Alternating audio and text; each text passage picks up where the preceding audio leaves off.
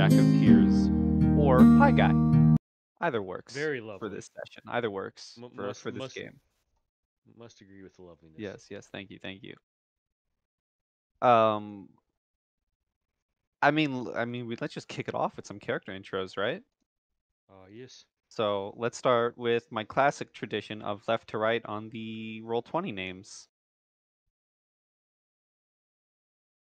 So I guess you mean me. Yeah. I am Senkin. I am a Air Ganassi wildfire druid, and sometimes I have a little fiery boy named Fred who joined the fray for stuff because he's cool like that. I have this slight breeze that always follows me around everywhere I go, keeping me at a temperate 68 degrees Fahrenheit. Nice and cool all the time. My hair blows in the breeze. But that's it. Oh, I'm blue too. I'm also blue. Lovely.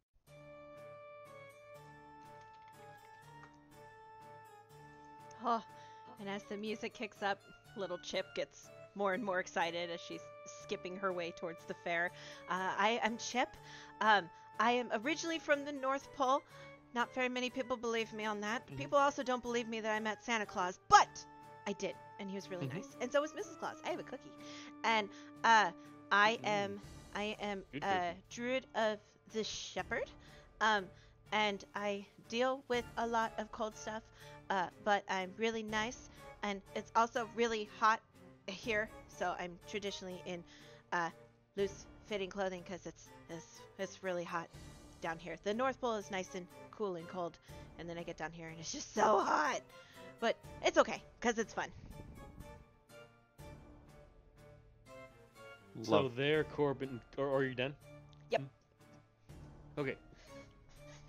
So there, Corbin Cogspanner was a successful businessman in a thriving city when all of a sudden his livelihood got taken out from under him. He's a gnome standing about 3'5" from the forest, but he got thrown into the streets and was forced to take mercenary work to survive and hopefully someday find the man that took his livelihood and get it back. And so he came to the Dungeon Divers Guild to do work. Nice. Yay. So I think last time I played in a game with Tybalt, it was also one of Pie's games, and I had kind of like literally forgot this character existed. I have no semblance really of what his backstory is. You were on a train. Yeah, he was on a train. Some very interesting people that were there. So yes, basically, this is Tybalt, the bard. The very tall tiefling man. And he plays a lot of instruments, as bards do. He's kind of a wandering thing. He's a hopeless romantic. And also he's kind of hunting for someone who stole his most treasured instrument. He'd really like to get that back, but got distracted. Doing these quests for the Dungeon Delvers Guild. That's all I got. All right, and then last but not least.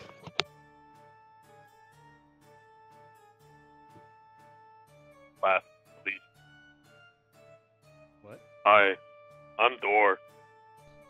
Dor is really tall. Dor strong. Dor grew up in woods with wolves. They are family to Dor. Dor joined the guild for money.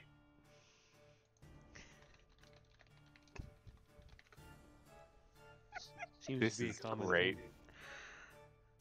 It's nice to see the door I've always heard about, so it's gonna be fun.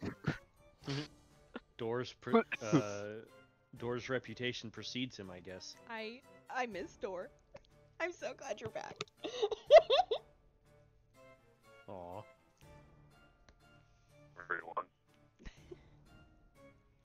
So, as has been tradition with my previous games, you're all in the guild doing whatever in the world you're doing. As Drinking. someone burst through the door, the front door, shouting, "The carnival's in town! The carnival's in town! You gotta come see it!" And starts like throwing out flyers, and they see you, Carnival, eh? Chip, standing close to the door, and they go rushing to you and go to like push some flyers into your hand. Oh, okay. I look down. Carnival. Carnival. Okay, I look down at the paper. What language is the paper written in? It is in Common. Common. Mhm. Okay. Yes. I look around the guild hall and I spot Sankin, who I know, and I walk up and I hand Sankin the paper and I say, do you know what this says? Yeah, it says there is a carnival, a carnival in town. That's what that says. A Yes. carnival. It's like a big party, I think. I've heard. Yeah, it's a party. If Corbin hears somebody talking about a carnival, he'll be like, "Carnival? Yeah, Yeah, I think that's what this says. apparently that's what this paper says. What else does it say? And she will like I love hold it up. carnivals." She will hold it up to both both of you and be like, well, what else does it say? Corbin will grab it and read it. You can read it, and this is what both of you read. I'm gonna copy paste it in the chat. Okay. Come see the best traveling carnival around. The Carnival of Tears. Come see the shows and play our games while you snack on our world-renowned candy floss. You'll certainly be leaving with nothing but tears of joy when your day ends. Oh boy, this sounds great. That sounds fun. I mean, it sounds like I could do with a day of games. I want to hope go. They've got the pistols. Dora will point at the person throwing the flyers or handing them out, and you say games, like games of strength, fighting, violence. Well, it doesn't say anything about that on the flyer, but you know, maybe. Possibly. And he goes. This person goes to hand Dor a flyer. Will take it and wipe his mouth. Nice. I like Dora already. This person's basically just running around the guild handing flyers to everybody. What's he look like? Or what do they look like, rather? Teenager, male, very excited. Yeah.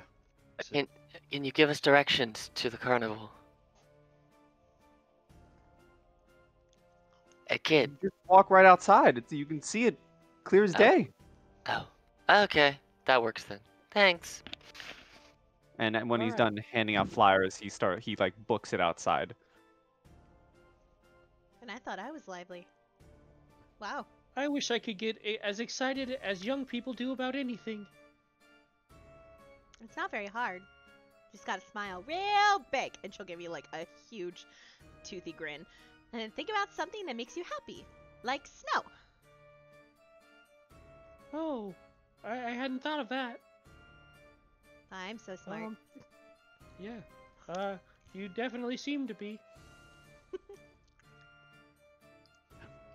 Well, it seems like you want to go to the festival. I point at Chip, and you want to go to the festival. I point at Tybalt, and I've not met you, but you probably want to go and hit stuff with a big hammer. Big, strong person who I don't know. Does not hammer is. Dor has anchor, and he'll pull out his weapon. That is an anchor. Oh, Ace. Oh, that's very impressive. I could not hold that. It's about as big as me, I think. Oh. Bigger than me. That's two of me. Maybe three. I'm gonna look around. Anybody else want to go to this carnival? I think we're going.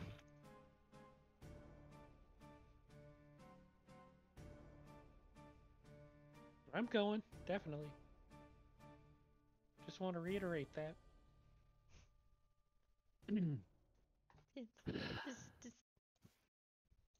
That guy looks kind of sad. Chip will skip over to our tiefling bard friend. Kind of tap him on the shoulder. Excuse me. Yeah, I imagine he would kind of be like chilling in the corner, drinking wine, maybe reading in a book. So he would just kind of look up like, oh, yes? Hi. You don't look like you're busy. There's a carnival in town, and a couple of us are getting together to go. Do you want to join us? Sure, why not? Completely ignoring the book in your hand. Right. My name's Chip. What's yours? Tybalt. And he'll Tybalt. hold out his hand. She will stare at your hand, not knowing what to do. And she will say, your hand looks really nice. Chip, you're supposed to shake it. Thank you. Shake it? Like clasp it with your hand and then like shake it up and down. It's like petting your wolf leopard friend thing, but vertically. Oh, okay. So she will put her hand against yours and just slowly like move her hand up and down, but she won't clasp onto you. So she's like petting the side of your hand. Close enough. Like that? Oh, That's how dare I? I forgot one major important of the flyers. On the flyers is a rough drawing of a jolly skeleton with a top hat riding a bicycle and laughing to tears. Good to know. Yeah. There's a weird looking skeleton too, guys. Oh. Look it. I turn around and show it to everybody. Kind of like squint at it. Like, huh. He looks happy, I think. Yeah, I guess. I mean, it's kind of ambiguous, but Why? he's got tears. Look at that. Do you know why he's crying? 'Cause he's got no body to go to the carnival with. That's a good one. My one good joke, guys. I don't have any more. Get it. Nobody wants to be his friend. Door Aw. does not get it. He's just he has no friends. Yeah, that's right. Oh, I know that Aw. That's feeling. not funny. You're right. It's just sad. Now my joke is sad. Or Well, go maybe- with skeleton. Let's go make friends with the skeleton. You're right. Let's do it. Love it. Yeah, I think it's not really an actual person, but we'll see. I will feel very misled. So do you guys set off for the carnival? I Yep. believe so. Yeah, I think so. I- All right. So you leave the guild, and it's you all spot the carnival. It is semi far off you can kind of see it perched atop a faraway hill. It's gonna take about maybe the day to travel there, but its lights are just very obvious in the distance. Well, time to get a walk on. Okay. And Chip will just stare intently at the flyer as she's kind of following behind the group. Mm-hmm. So as you guys start traveling, it takes you roughly the day to get there. Night has definitely fallen, and as you lay your eyes on the carnival, illuminated by the moonlight, you can see a huge sign above the entryway that spells Jack's Marvelous Carnival of Tears. And inside you can see unusually large tents that just seem to be crammed up all together inside.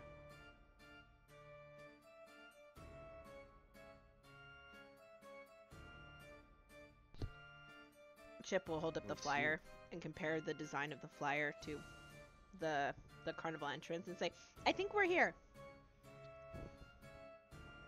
Yeah? You think? I think so. Okay. So she stares more I'm glad. intently at the flyer and then back up to the sign. All right, well, let's go on in. As you guys start walking to the entrance, you see a what looks to be a furbolg in a ticket booth, and you can hear him kind of talking to himself and saying, "Oh, nobody ever listens. They can't help themselves, can they? They just gamble it all away." And then he looks up to all of you and says, "Oh, apologies. What do we have here?" And he kind of hunches back a little bit and looks at all of you and says, "More visitors?" What's the guy look like? Kind of bluish green skin. He is like crammed inside this little ticket booth. It's way too small for him. His arms kind of like stick out the sides. Yes, good ticket hawker. We're here to see the attractions. Oh, welcome then. I am Nestor. Welcome to the Carnival of Tears. He begins saying, "You are advised to leave the carnival's premises without at least one token so that you can return to the carnival in the future. If you haven't been to the carnival before, you need to sign a paper that clarifies that you understand and respect all of the carnival's rules. Upon doing so, you receive a token that allows you to enter. You can gamble this token by participating in the various games and activities in order to earn more tokens. If you lose your token, it will not be recompensated. Is everything clear so far?" Yep. Good, then here you go. And he hands each of you a piece of paper.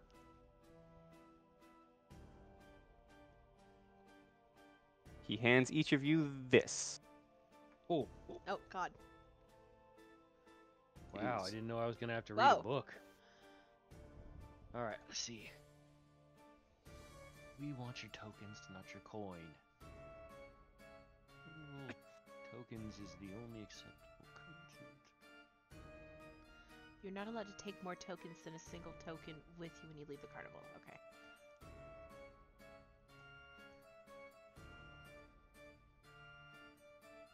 Okay, so watch out for buttholes. Is basically the watch out for people that are trying to jack your tokens.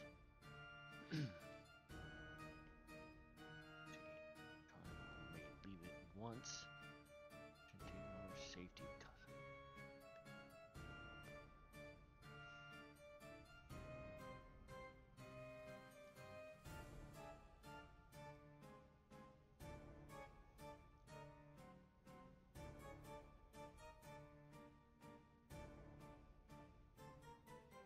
All Love right. these contracts.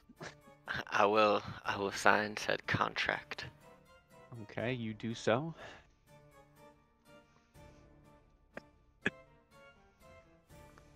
Chip looks very uncomfortable, but seeing Sankin sign it, she will sign it at the bottom in the same spot that he signed hers. That he signed his. She'll sign on hers. Okay. You have now finally read all of that, so yes, Tybalt will sign. Yep. Corbin signs his name. Okay. How about Door? Takes out his knife, cuts his hand, and he'll put his other hand on the blood, and then smack his hand down on the paper. Yes. Door's a Bamf. Lovely. That's how you sign a contract with intensity. Yeah. They're gonna remember that contract signing, that's for sure. So each of you are allowed entry to the carnival. I'm just going to copy paste your tokens real quick. Oh, no, don't move the map, me. Okay, hold on. I'm gonna have to do it like this. Copy. And then paste.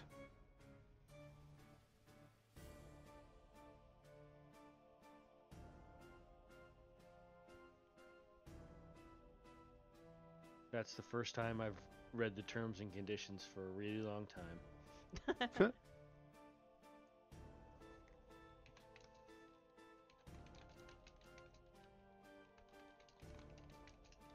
One issue. Door doesn't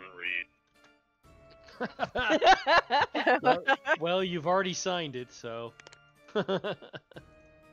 it's a bit late Change the to music. realize that. Funny. I'll go ahead and read it to Door. Okay. Do you So he read the knows what he entire- signed. Do you read the entire contract to Door? I mean, does he want me to? Do you want to hear it all, Door?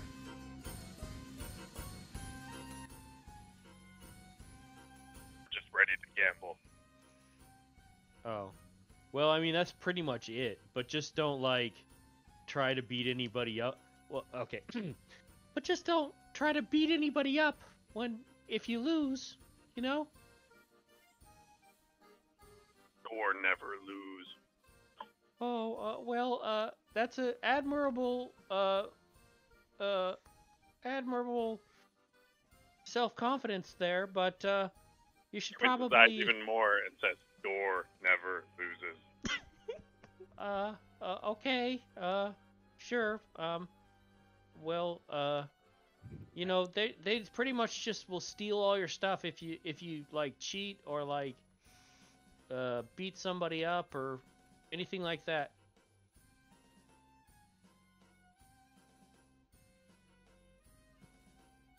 So, you guys start entering the carnival, and you see a wide array of colors, more than the eye can comprehend, mixing together in a festive palette. A cacophony of sounds hangs over the carousing crowd of the numerous visitors. Countless voices of joy, awe, disappointment, and exclamation are framed by jolly carnival music. Among the crowd, you notice individuals of different backgrounds and races indulging themselves in a variety of games and peculiar activities. Some are watching a pair of halfling acrobats perform a breathtaking stunt, while others are astonished by the sight of a snake wearing a fez. Meanwhile, an ironclad knight is enjoying some candy floss. It looks delicious. At the center of it all, a huge bonfire sheds its warm, bright light into the interior of the carnival grounds. Corbin's mouth starts to water when he sees the candy floss. As you start walking in among dozens of tents, platforms, and stages that have been set up, you notice a most peculiar individual among all of them. Familiar. There is a what looks to be humanoid skeleton slowly riding an old school bicycle towards you. So he is real. They are dressed in a valet outfit while holding a top hat and a cane. I will now And move they- you to this map. And they look like an actual skeleton, huh? You can see the token. Haha, there he is. He is real. Oh my gosh. And I will run over and I will nudge Door. You can be friends with him. There he is. As it rides closer to you guys, it kind of goes into a Tada pose and says, "Greetings, I am Atribus, your attendant into the magical world of entertainment. I will be your tour guide today." Nice. Told you have nobody to go with. Door will be your body. Oh, I love that. I love that.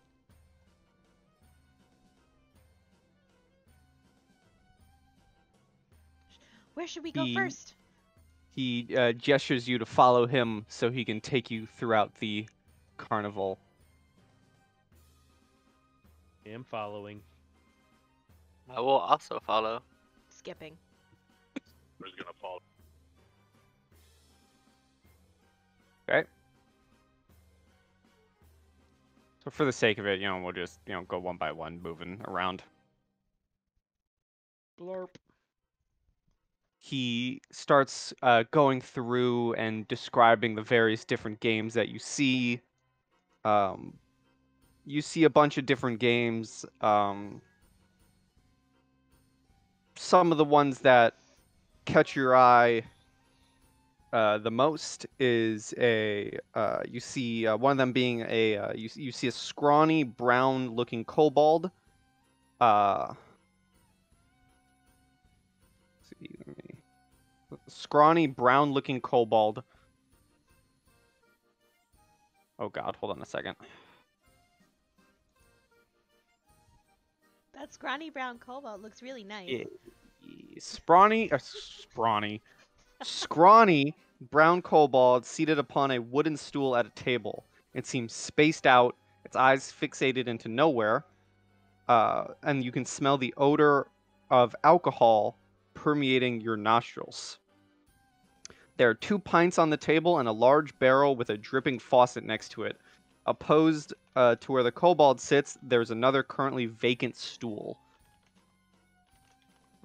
Anybody want to drink with that guy? It looks like he's having drinking contests.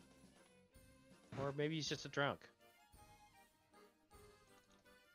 It's definitely a booth, is one of the games. Ah. Definitely a drinking contest then. Drink with him. You do it, big guy. I believe in you. You got this. You got Yeah, this. you got this. You're the Tybalt would man. also just be like, yeah, go. Yeah, I don't know. Just say something that sounds more inspiring so I may give the Impartic inspiration. Sure. And that's this is 1d8. Well, so is that magic? I don't think it's magic. Inspiration is just an ability, so no, that is not Okay. magic. It is just Well then. you're inspiring. Yeah, Fair enough. just being really inspirational. I just don't want you to get kicked out is all.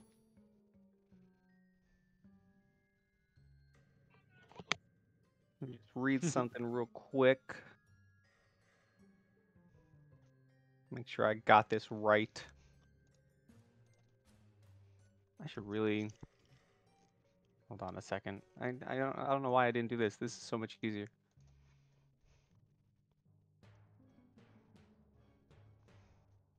Okay, so to play the game, you have to put in your coin, your token.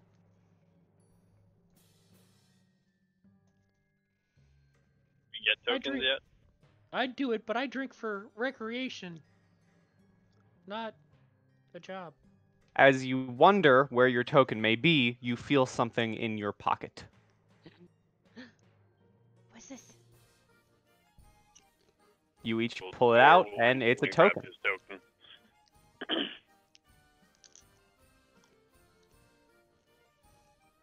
So the door will approach the table and set the token down. Alrighty. And inquire.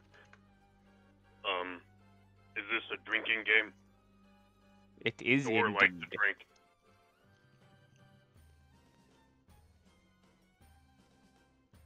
It is indeed a drinking game. And if you are going to take part in it, I will ask you to make a Constitution saving throw as both of you start drinking to try and beat the other.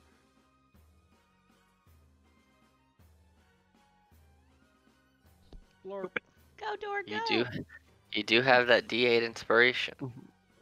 But it's fine because for this first round of drinks, you and the kobold just slam back the drinks and are just toe to toe right now as 2 more drinks get put up for both of you. Go, door, go. There's Go, nothing. door, go. Door, drink, Go, old keg. door.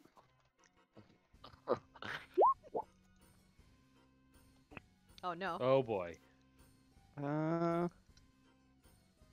You gonna Let me roll. You might need that D8.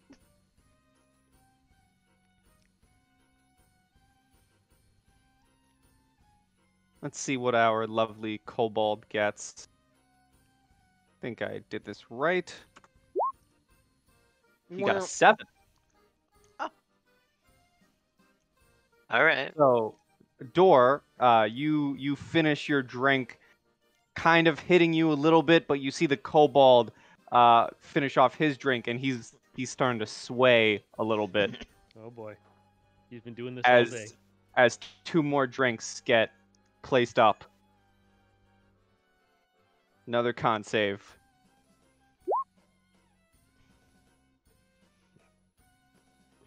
Okay. I guess I'll throw that inspiration on there. Is it a D6? Whoa, D8. Is it 20? D8. Yes. Wow. Okay, let's Yes. see what our friendly little kobold can get. 21. Ooh. Oh, Both of you slam back the drinks, no problem. As once again, 2 more drinks get put up. Go, door, go. Go, door, Go, door, go. Go, door, go. Where? Yes. So Also you where- take this drink, Door. Now you kind of start swaying a little bit after the drinks. They're kind of hitting you a little bit. This time though, the kobold takes this drink. He looks trashed. He's barely going, but 2 more drinks get put up. Go, door, go. Go, door, go. Come on, Door, door. go. You got this. Do it. Just not regular drink. Oh no. Come on, door. There you go. Oh, yes. You're used to it now. No. Ah, Yeah. dang it, Susie. Both of you take down the drinks, and you're still both standing as 2 more drinks get put right back Oh, up. Dang. This is exciting. They wasted. Oh my gosh. Someone might have to carry door, and I don't think I can turn into anything strong enough. Right.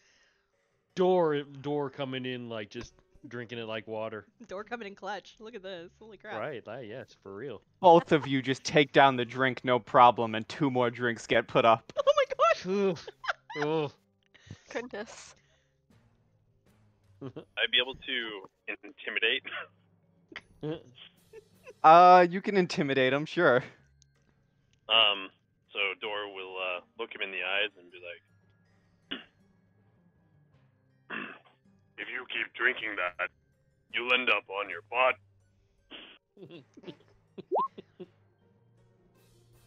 No. Exactly. Take the drink. Exactly. For that intimidation You're try. 100% right. He will end up on his butt. I can see Door being that Yes. meme that they're talking about, the big guy who, goes rogue, but they don't put anything in a stealth, they put it into intimidation. You don't see Mhm. Grog. I don't see Like, Grog. no. I can see him Oh. like, you don't see Door. So, I don't. That's Uh, freaking hilarious. I swear. I Door, love that. you take this drink, and you're really starting to feel it now. You're starting to like sway back and forth. But as you finish your drink, all of you see this kobold take his drink and then immediately face plant unconscious onto the table. Yay! Door wrong. Not on butt. Whee! Face. Both hands up. Dora wins. Way to go. Way to go, big guy. Yay! Great job! Grab one more. For the road. One more for the road. And upon winning, you are handed your token back with a second token. So you now have 2 tokens, Door. And you're drunk. We'll open the bag of holding and drop them in. All right. Drunk as shit. Yeah, Door's swaying. However, I will reach into my bag of holding and pull out some beef jerky. Okay. As you pull out beef jerky, an attendant actually walks up and hands you a little, hands you and the unconscious kobold a shot glass of some sort of liquid. and tells you to drink Or up. don't want anymore. It's probably something to make you less drunk.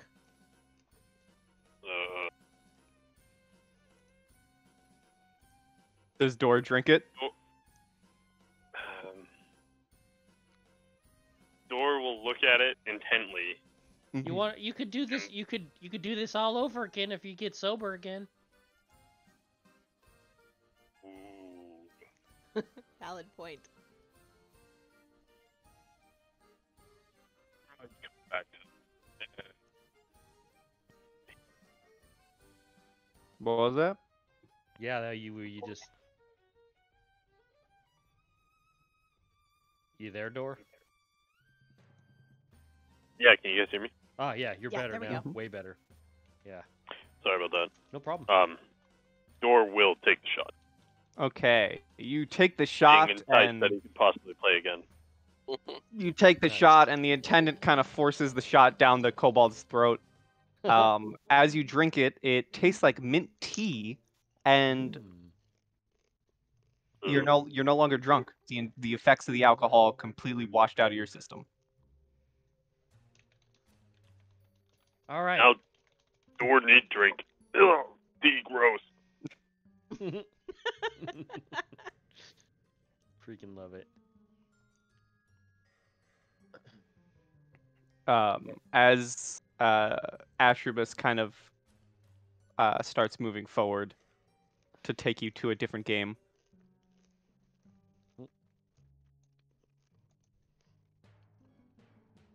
I follow. I mean, unless Door's gonna stick around and try another round of drinking.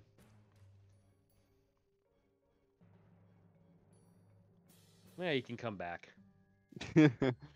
Plenty of games to see, Atribus says. Right. The next place he brings you to is there looks to be a motley crowd gathered before you. Their attention is drawn towards a shabby but well-decorated stage made of wood and colorful fabrics. On the stage stands a female half-orc in a beautiful Victorian dress. On her right-hand side, there's a jolly-looking human fellow in a minstrel's outfit who seems to be currently stirring up the crowd's interest towards the performance that is about to take place. On her left-hand side, 4 individuals who appear to be juries are seated behind a long table, and judging from their looks, they must have been selected from amongst the audience.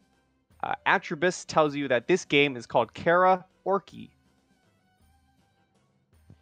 Tee. What's that mean? I'm confused. You must outsing each other. Oh. Tybalt is just kind of like he's not much of a singer, but he is a performer and he plays a lot of instruments, so he's just kind of excited. He's kind of trying to get closer here. Chip will step out of the way so you can get by. Yeah. Yes. Would I would Tybalt like to to take part yeah, in this say game? I would like to volunteer for this one if nobody minds. Go ahead. You got this. Yay! Do it. Okay, so you go up, you hand in your token, you go to stand on the stage, each of you grab a mic, and you start singing, starting with the half-orc. I will roll for them. Ooh, you see the judges put up a bunch of different like the score cards, and there's a 2, there's a 3, there's like a 4, and then a 1. Ooh. Oof. And it is now your turn, Tybalt, so you can roll me performance. Pew.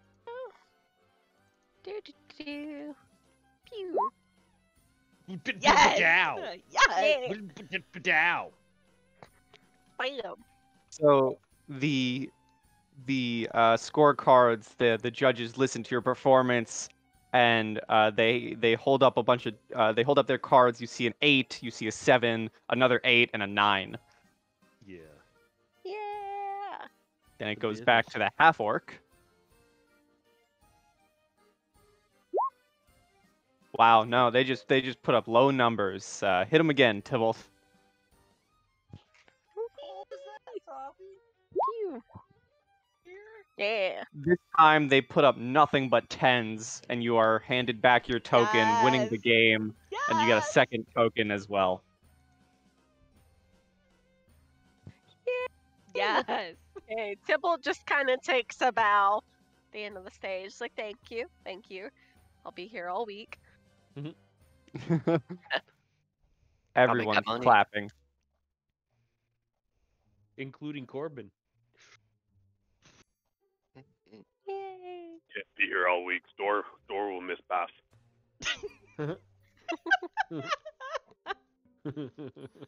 See here. Okay, so Atribus keeps on going, taking you to the different places.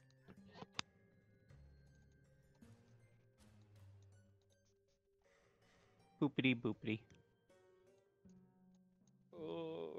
The next game he takes you to,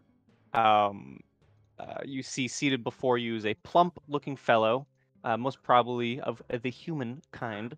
He is wearing a purple robe adorned with a number of visible patches and flimsy stitches, as well as a cheap mind flare mask that looks way too big for his head. In front of him, there is a table with a dragon chess set arranged in order, ready for a new game to begin.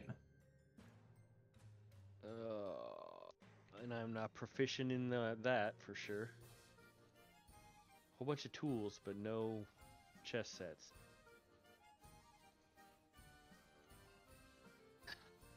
I'm okay at chess, but it's definitely a smarter man's game.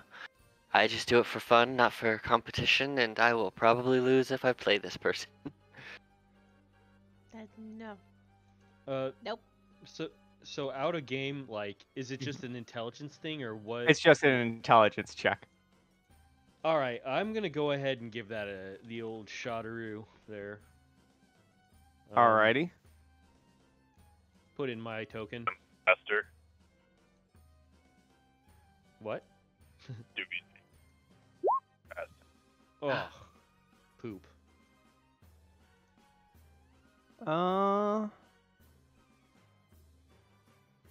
Gonna lose my damn token. Yeah, so the first move you make, he completely just overtakes you. You can roll again if you want. Okay, well this is come on dice. Ah, I'm gonna lose. Can I So, can I do something to distract the chess guy as he's doing something? you can certainly try. Okay. Because of Chip and who she is, the way she's gonna choose to distract him, she's gonna say, "You have a lot of pockets on your clothing. Do you have anything in them?" Just like try to get his attention. Roll a deception. Okay. Oh, my high charisma character. Sure. Wow! Wow. Wow. Wow. Wow. That is not what she's Okay. paid for, but by God, she wants you to win. With that, he is distracted enough to give you your next intelligence check advantage. Okay, so let's see. So I turn on advantage, and then, for Christ's sake, He's distracted enough. You kind of take the fight back to him a little bit. all right. Roll me one more. Okay, to advantage or no? No. Okay, let me just. Then. Where? Gosh. I suck. Suck at chess. Oh well. Thankfully enough, the distraction really helped. You end up beating him, Oh damn. Wonderful. and you are handed 2 tokens. Oh my goodness! I didn't see that coming. You And did I- it! Yay! Let's see the next game, please. So Let's see excited. here. Can't hide it. Just can't hide it. He Nope. takes. He Not goes even to little. bring you to the next game. And everyone can roll me a perception check. Okie Perception. dokie, artichokey. Perception. Wow, ain't Chip, you do rolling good shit. today.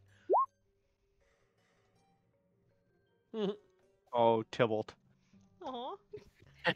He's just very distracted by something. Yeah. So everyone but Tybalt sees coming from the big tent over here. There is a line of people, like a long line of people. You see some people walking in, some people walking out. A few of the people walking out are crying. They're laughing. Some of them look happy. Some of them look just downright miserable. But there is a huge line formed. What's that all about? Mr. Skeleton, I forgot your name. I'm terrible with names. Atribus. Atribus. What's that? What's that big tent over there? He will tell you that that tent is the Jack of Tears. Oh, right, that one. We can't go there yet, guys. Yeah, we gotta play all the small games before we go to the big ones. Yeah.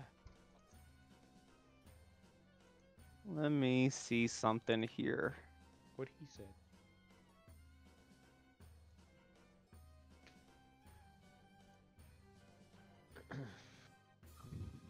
The next game he takes you to, you see a medium-sized snake curled around itself behind a low table.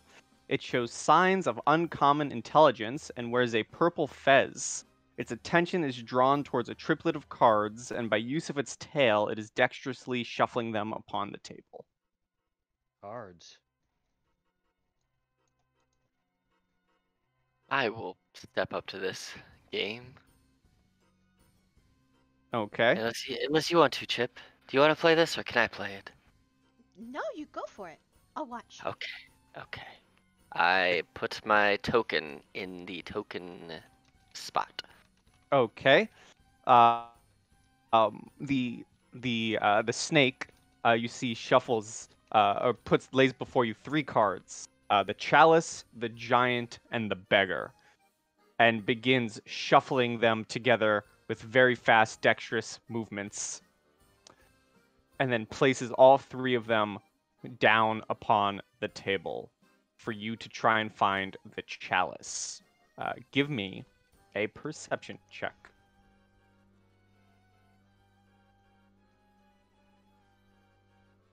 19. You pick out the chalice, no problem. He flips it over, begins shuffling them again, lays them down. Give me another one. 17. Once again, you find it no problem, and he shuffles it for the final and 3rd time and lays them out face down. Give me another, please. I don't know if snakes speak Druidic or not, but I'm gonna say in Druidic, that's some good shuffling skills you have there, my slithery friend. And I roll a 15. You point out the chalice, no problem, and you get 2 tokens, Ooh. having Nice. won the game.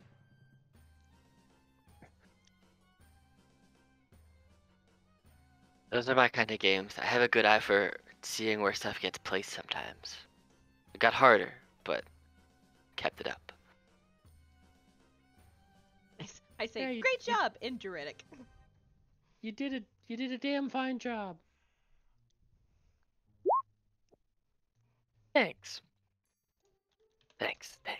My hair blows in the wind a little bit. The wind that you're generating yourself. It's just always around me. It's just always blowing. If you stand within like 5 feet of me, I imagine you feel a slight little breeze. Atribus begins taking you to another game. I allow myself to be taken by Atribus to another game. Okay. So each of you see a wooden contraption of a spinning wheel. With it, what looks to be middle-aged gnome, a middle-aged male gnome, spread eagle and tied upon it, is facing towards you. Right beside it stands a frivolously bizarre female tiefling. She is wearing an elegant outfit made of dark silk adorned with peacock feathers. She flashes a big smile as you approach.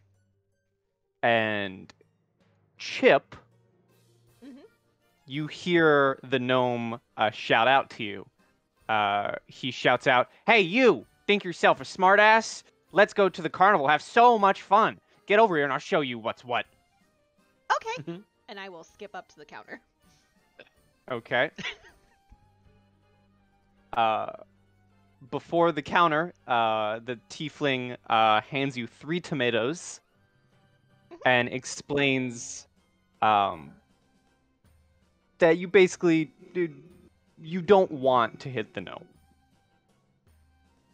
And she starts spinning the wheel faster and faster and faster.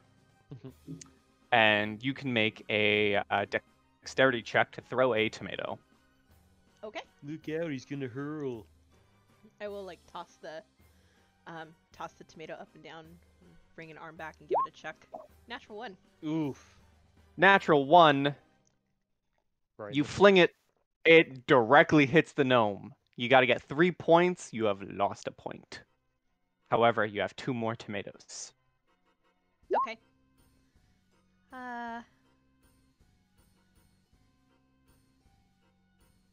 Is it a range throw? Does proficiency bonus enter it? It doesn't enter into it or anything? This is just a dex check. Fair enough.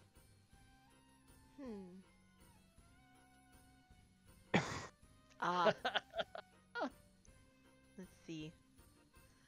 I will grab it and examine the tomato very closely, check its weight, and then give it another check. Okay. Natural 20. Oh, there you go. That's Wow. So you hit the wheel directly, like right next to the gnome's head. The tiefling starts clapping. You have gained 2 points with 1 tomato left. Okay.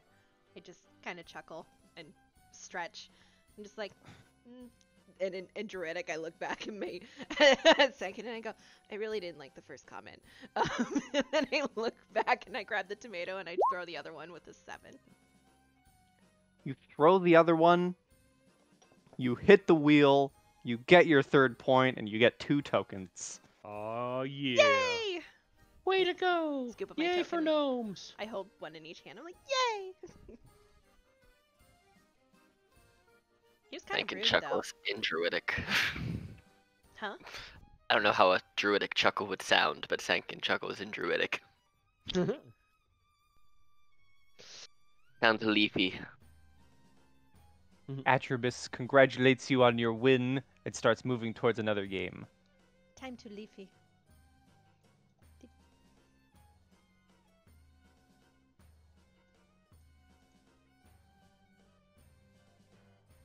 As you each start following good dear Atribus, you notice a few figures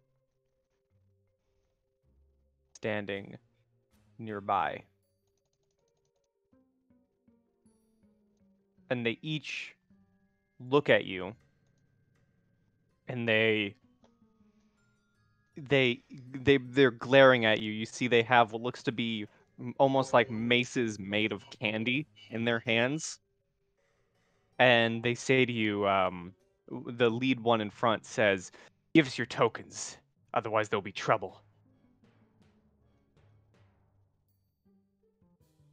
Trouble. Hey, Good Door. The guy over there thinks he can beat us up and steal our stuff. What do you want to do? Well, we shouldn't. We should report him. We can't like beat anybody up or anything. So we should probably just let the people know that this guy is doing this.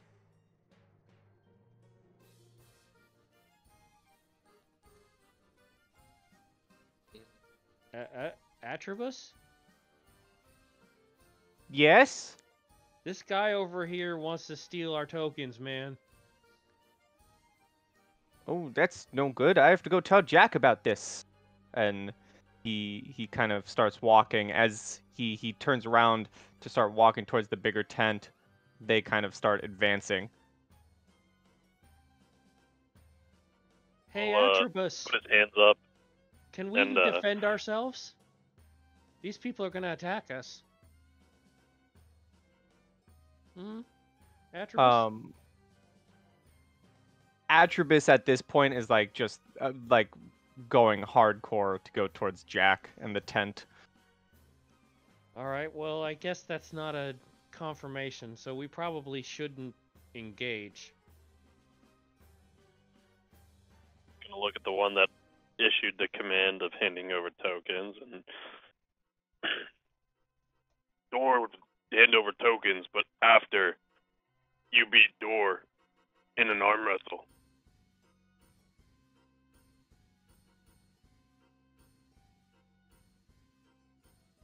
He looks at you with a quizzical look on his face and says, "Oh, there'll be no arm wrestling here." And you see him lift up his candy mace and go to take a swing at you, Door. Alright, let's No. see if I got any spells for this. I'm not quite sure about my spell list, to be honest. Does a 10 hit? Huh. I assume not. Yeah. No. I doubt it. And with that, you guys can roll initiative. Advantage. We get advantage on initiative. He said so. Yeah, I heard it. Yep, I heard it. I heard the whole thing. What happened? Let's see. Wow. What Nice. was That's a good initiative. Initiativo. Yeah. And then I roll. High not rolling. good. High rolling. Boop. Boop. Another 12. Boop. Oh, that's okay. Another 12. That's Boop. okay too. Oh damn, there's a lot of Drop. jawbreakers. Hey, Trip, you're up first. Hi, I am up first. Super confused on what's going on. She's like, I thought it was gonna be an arm wrestle. Is that not what? Oh, okay. Let's see. I am going to look down at my side, and I'm gonna kind of slap my side for a second, and say, come here, Sugar Plum, and I am going to summon Sugar Plum at 3rd level. Okay. Sugar Plum. As my Northern Lights beast. It's essentially a southern Okay. beast. And he goes on my turn. And that is my action. As my and then as my bonus action, I'm gonna hold my hand up into the air and clap it together and say, all right, looks like we're gonna need a little bit more help here. And I am going to summon, as my bonus action, I'm going to summon my hawk. Ooh. So many tokens as a druid. Boop. I said boop. There was 2 boops. Oh, there's 2 boops. That boop can go away. So there's this boop. Where'd you get your hawk from? I get my hawk as a spirit totem. Being Oh, that's right. It's your totem. That's right. That's It right. is my totem. Play. And this one allows me to use my reaction to give advantage on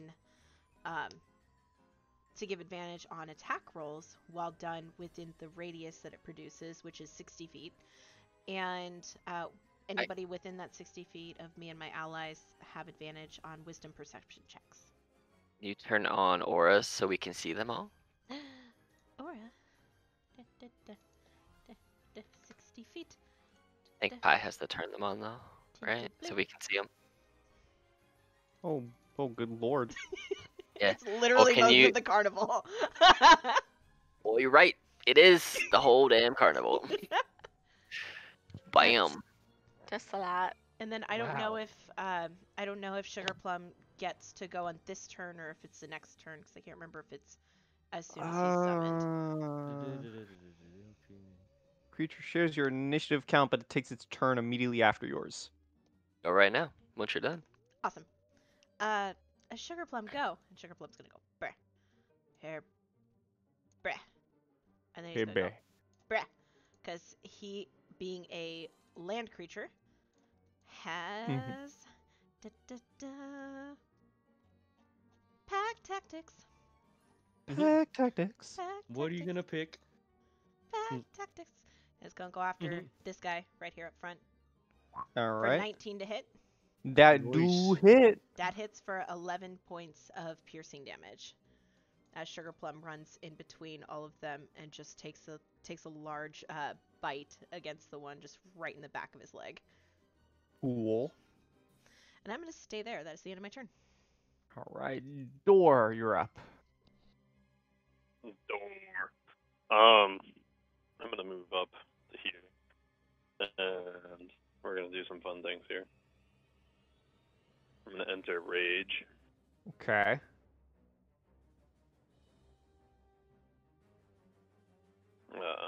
And then I'm also gonna attack recklessly. All right. Which one? The one in front of me. Okay. I guess, yeah, not the one that the cat just attacked. Mm-hmm. And hold on, just turning things on, so when I roll, it's all there.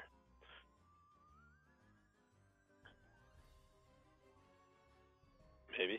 Did it go? I don't see anything. Oh, there it is. Oh, nice. Yeah, that does hit. A lightning anchor. Lightning anchor. That is such an awesome weapon. I am so glad I to know. see you back, Justin, using door.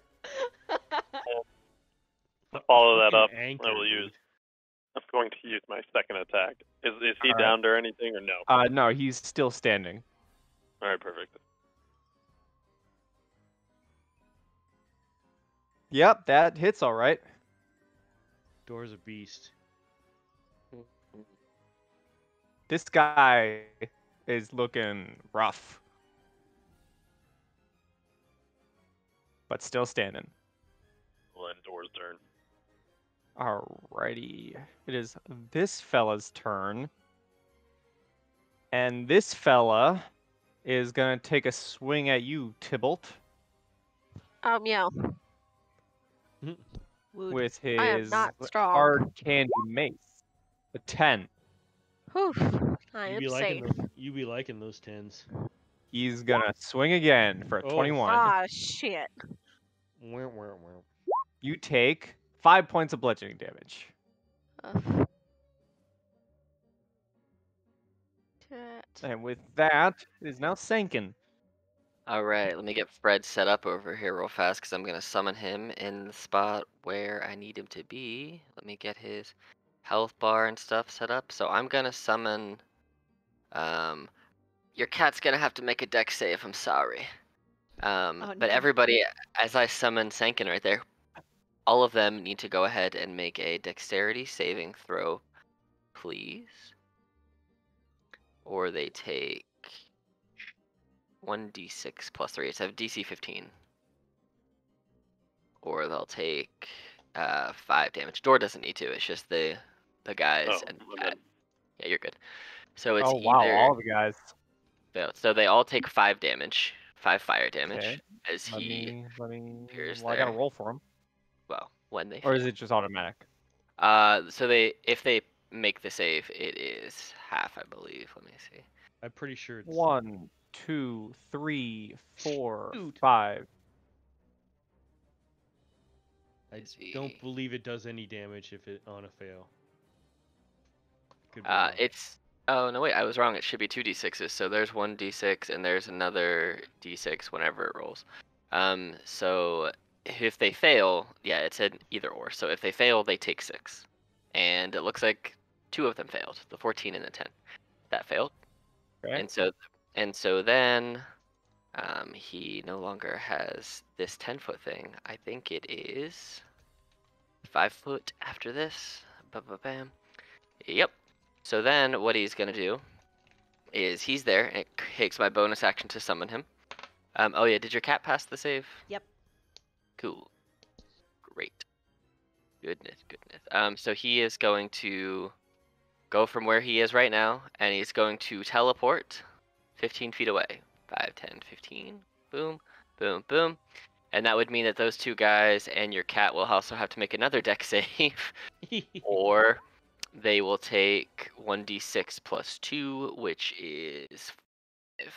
So the guy who failed takes 5, and the other person takes none. I'm sorry for hurting your kitty cat, maybe. Nope. No, it's good. It's good. Yes. But that is my turn. It is my action and bonus action to do that stuff. Oh, I'll move him. I'll move Sankin over here. 5, 10. Make sure I'm within 30 feet of him. That's really all I need.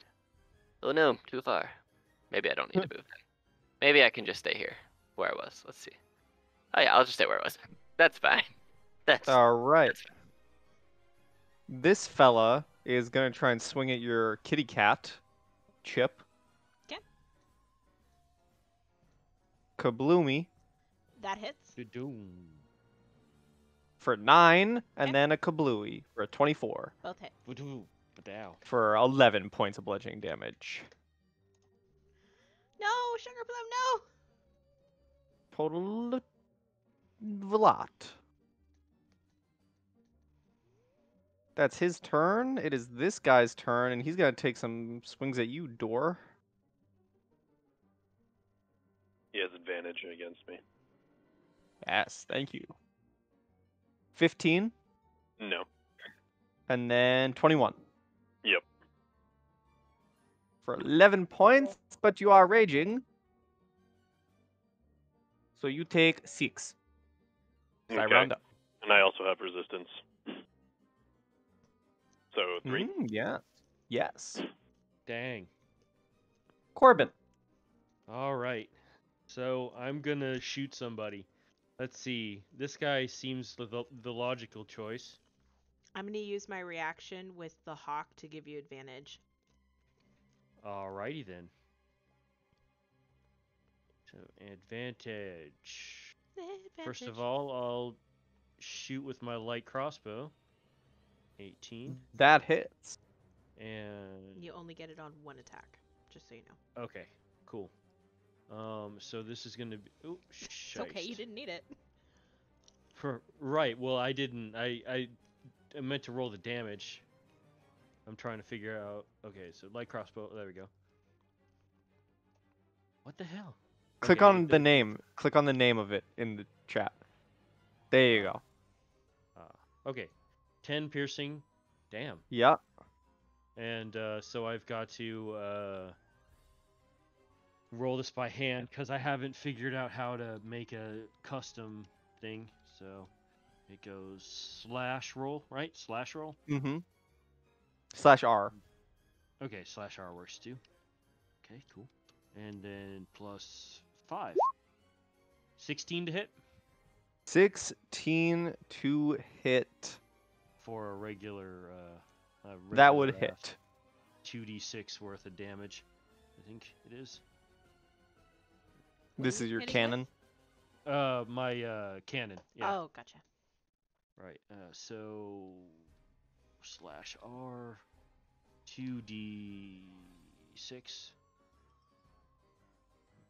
Let me. Which cannon? 2d6. All right. Dang. 2d8. Excuse me.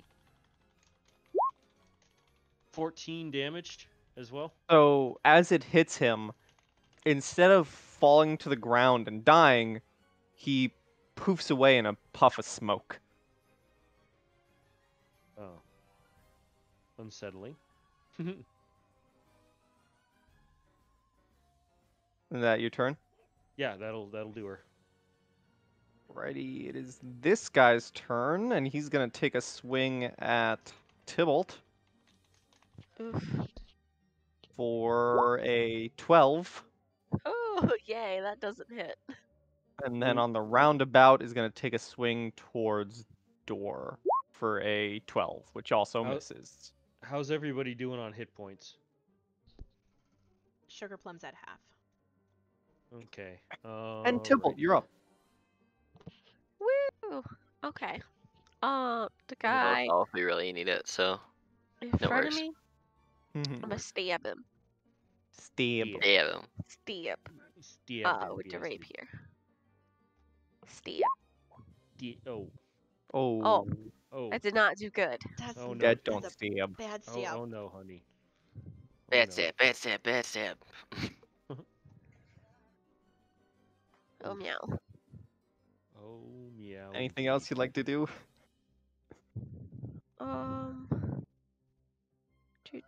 If Sugar Plum needs the heals, I can provide said heals. So I shall the bonus action healing word at the first level. Healing word. Dog. Healing, comma, word. 8 health. Got it. And that is all I can do now. All right, Chip. Okay. Being mad that Sugar Plum has taken damage, I will shout to Sugar Plum, "Be careful!" And I will also cast Healing Word on Sugar Plum. For 4 Okay. as a bonus action. And then I will hold out my hand and conjure up a roaring flame and throw a produce flame at the guy that hit Sugar Plum. Okay. 20 to hit. Oh, yes. That hits. 6 points of fire damage. 6 points of fire damage. And I just yelled, "Don't you dare hurt Sugar Plum!" And then Sugar Plum's gonna take the attack at the one that hurt him because he's not happy. Okay.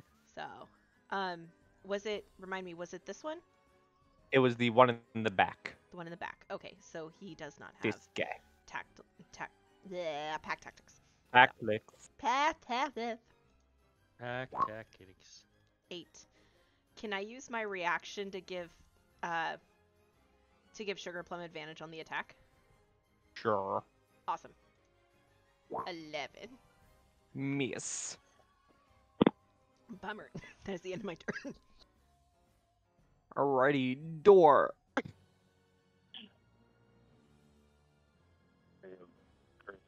Yeah. Same guy? Yep. Yeah, so you bring down your anchor and you slam it on top of his head and he poofs away in a puff of smoke. And then for my second attack, it'll be this guy here. Alright.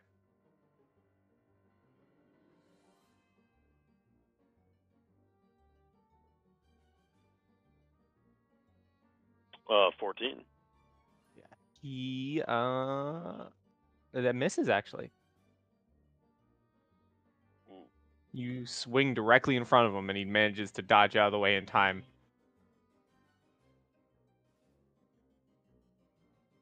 That's your turn?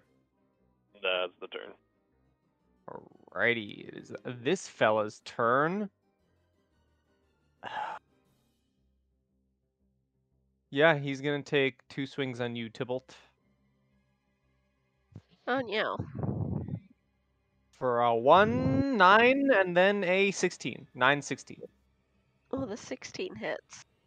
You take 13 points of bludgeoning damage from his candy mace. Woofda. 13? Oof. I am not okay.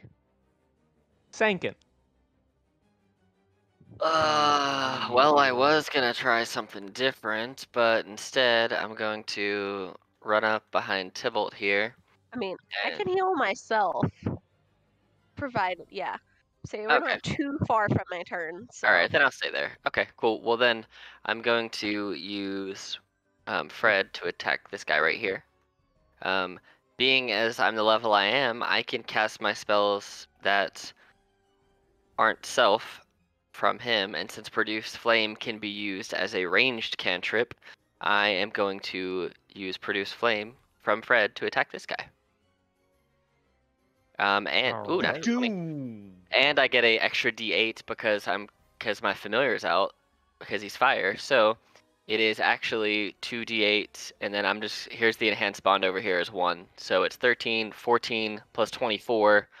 So 14 plus 24 is 18, 38 damage from Fred to this dude's face. Just And All From up a in his with face. that, Ooh. he poofs away in a cloud of smoke.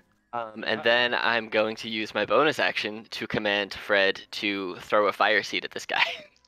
Spread Alrighty. seed. Take my flame seed. Take my seed.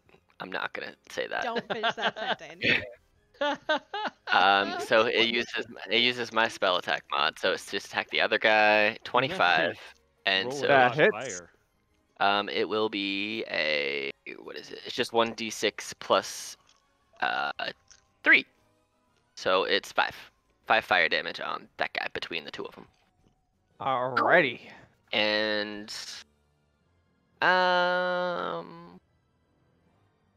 that's a good turn for me. I'm gonna say that. Fred throwing Okay. flames. Corbin. All right. So then, can I see this dude right here? Yeah. All right. We can say well, it's an the- open tent in front of you.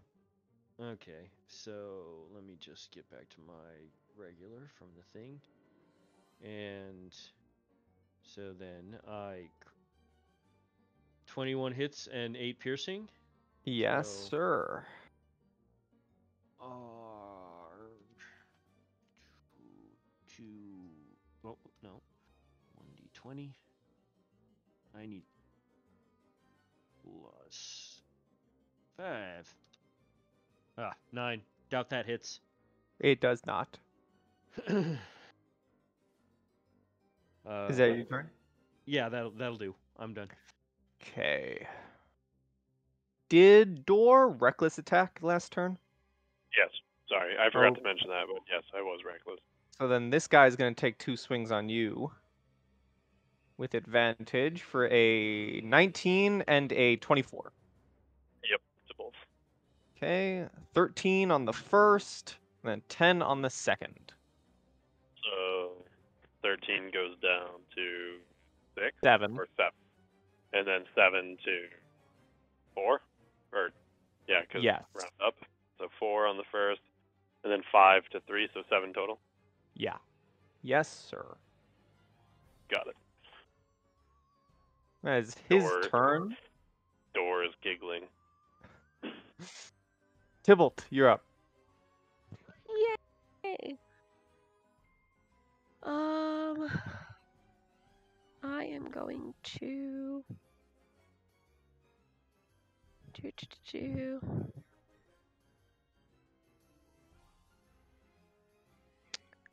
I am going to heal myself. I'm going Okay. to just see what would be better. Yeah, I'm just gonna use Cure Wounds at the first level. 6 healing. Yay. I knew I should have done it at a higher level, but oh well, now I know. I think that's all of the things I can do. All right. Chip. Alrighty. I am going to make another produce flame in my hand, and I'm gonna chuck it at this guy. Okay. Just say, "Leave everyone alone!" At a natural 20. Oh. Wow. These that's- produce flames are on fire. That's 22 Literally. 22 Yeah. points of damage. Just like the last guy, you hit him and poof away. That's 26. 26? 10 plus 8, 10 plus 16 is 26. Because No, 10 plus 12. Because that's you the do crit. 2d, you do 2d8s though. I do for do the 2 crit. d8s. You're right. I thought it was 26s. Yeah. Thank No. you for correcting that. Yes. I'm sorry. I should have reflavored it Er- to throwing snow or like a snowball or something like that. I should change it to snowball. Instead, no, she would Yes, actually use fire there you go. living out in the wilderness to stay warm. And then as my bonus action, I'm going to call out to Tybalt and say, don't worry, everything will be okay. And I will cast Healing Word to you for 6 points. And then the Sugar Plum is going to go boop and take a maul attack at Pack Tactics advantage from this guy. Mm-hmm. And then if possible, I would like to do a free action before my turn ends. That would miss, unfortunately, and you can go ahead with your free action. Okay. I would like to roll a perception check to see if our skeleton friend is on his way back with somebody who may or may not be too happy that we are fighting at this point. And because my hawk is up, I get to do it with advantage.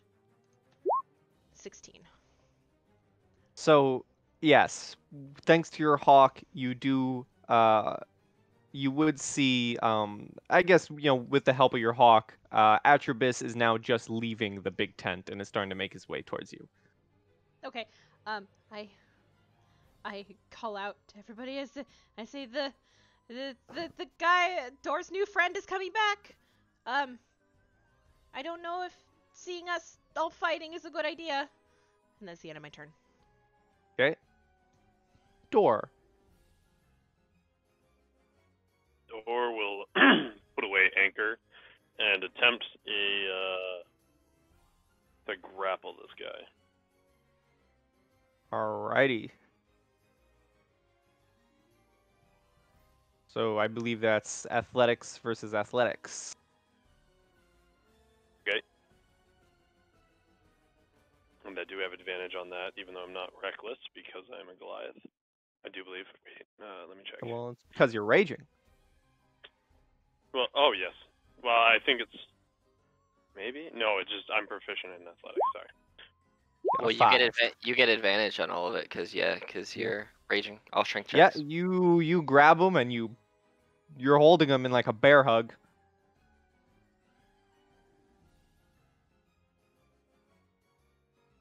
Waiting for a back at yeah. For Okay, the skeleton. so- Yeah. So that's your turn to hold him. Correct. All right, it is his turn. He's gonna try and let's see. Yeah, he's gonna try and use his action to bust out of it. Nope. Sankin. Fred's gonna fly to here and not set that that thing on fire. And seeing that Door is holding on to this dude, I am going to have Fred throw another produce flame. Okay. 17 for 10 fire damage to the guy. Yes. And then I'm gonna have Fred use my bonus action and tell Fred to throw a flame seed at him. Nope. No. That doesn't work. So, and he has, what do you move?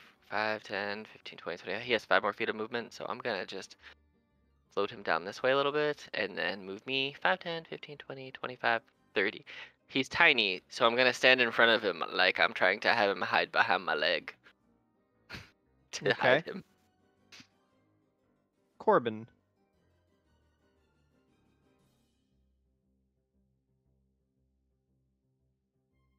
Corbin. Oh yeah, sorry. I was muted. I just got back from the 0 bathroom. damage. Right. Yeah. So now I'm just figuring out how to put the damage in. So I'll just. Well, 19 hits. Right. So now I'm gonna roll the 2d8. Ugh. Garbage. 4, and then this one I can just do. Ah, That misses. If that hits. Yeah, that misses. Right. That's my turn. That's my Tybalt. turn. Wee. Okay, so,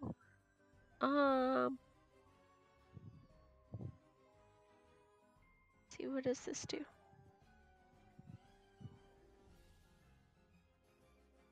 Okay, that does not do what I thought it did. I thought it did something interesting.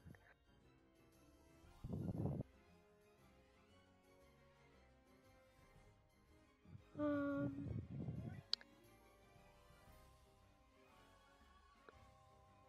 Yeah. I'm assuming since even though the guy's like diagonal from me, I could stab him.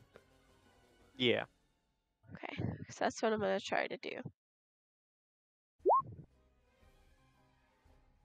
Yeah, Let me possibly. just double check. Yeah, you stab him. Yay! I did it. He's not looking good.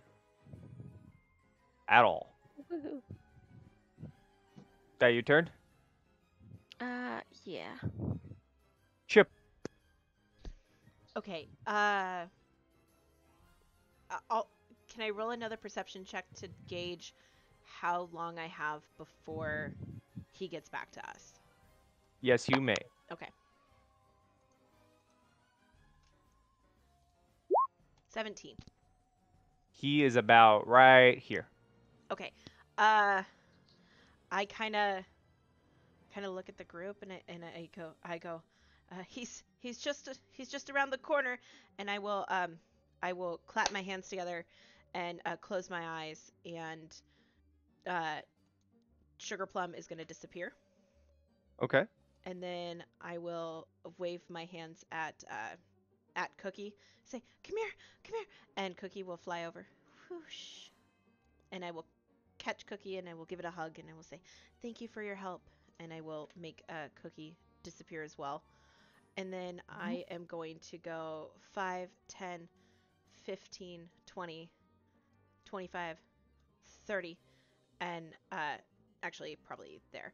And I'm just going to keep an eye on him and kind of act as like point guard to let everybody know as he's coming along, because to her the idea is to grab onto that guy and not let him get away like the other ones were.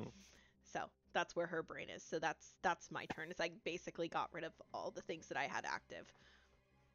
Alrighty. Door.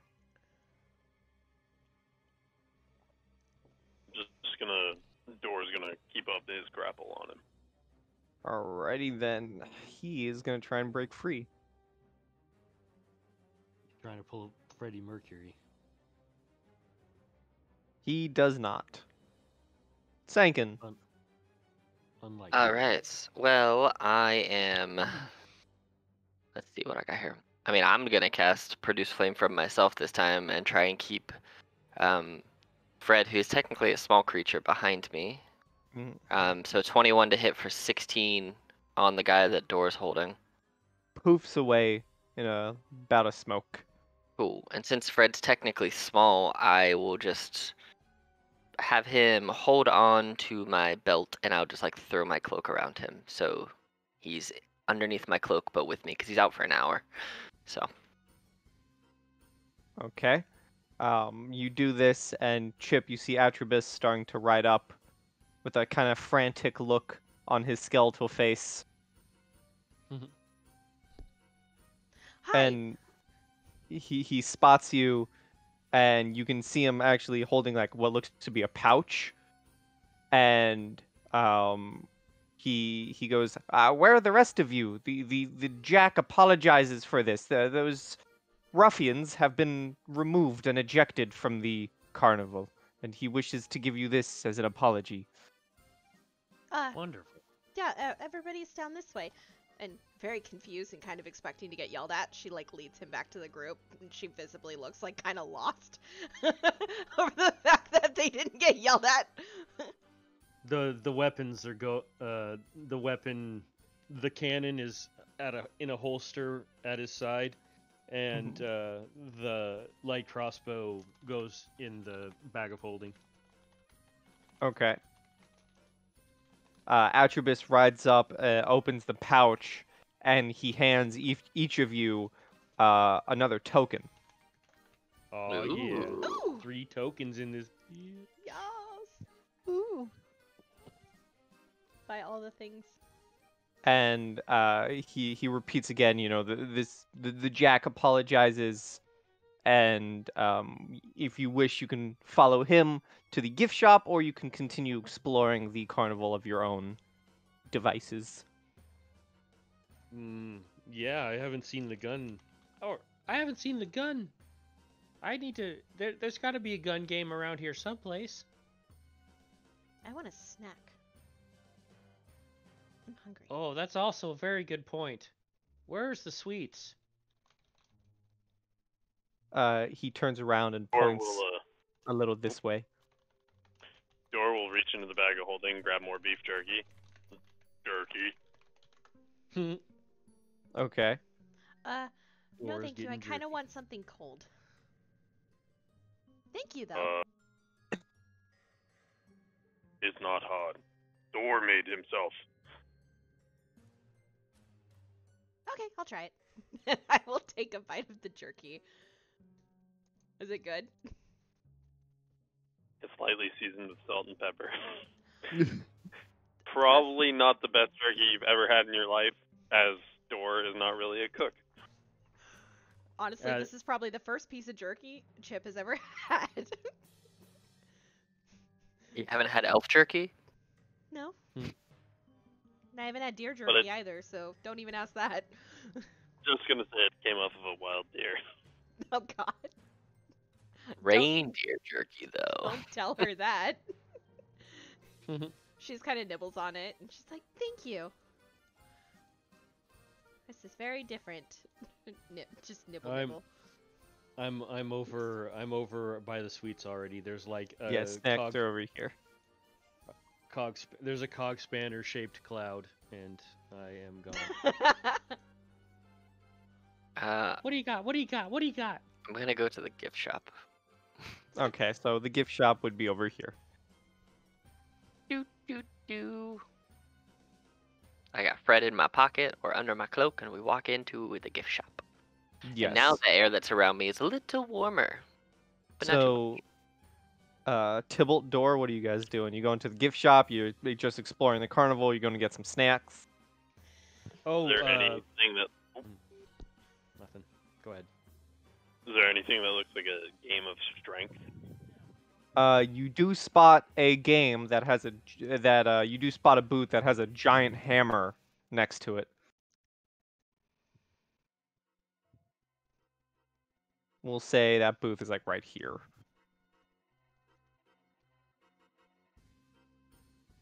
So we'll start over with the sweets and the goodies. There's plenty of snacks to go around.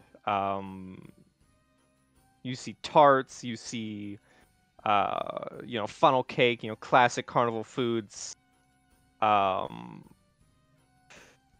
There's popcorn. There is what looks to be like a mini, bakery almost set up. Do they have any donuts? Do you guys have any donuts? They would, and there does look also to be a almost like shaved ice snow cone machine. Oh. Do you have any custard-filled donuts? They do, and they will hand you one. It's like half of it is all over his face now. Like, yeah. Oh, that's good. Ooh. Can I have a snow cone? I want a snow cone too. What flavors would you like? Also ask for one. What are flavors? Blueberry. Snow flavored. As you're watching the chip, as Corbin asks for blueberry, you see the worker take like a little bottle and kind of like, spray and like a syrup onto the snow and hands it to Corbin.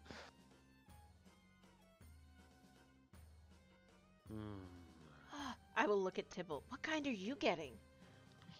Strawberry. And I will like Same turn thing my happens. big Take eyes the bottle, back to the thing. hands it to Tybalt. You get a strawberry snow cone. How many different flavors are there? Roll me a D100. Okay. Oh God. Dang. If this was wild magic, you would be a potted plant right I now. would be a potted plant. You're absolutely right. That's what that one is.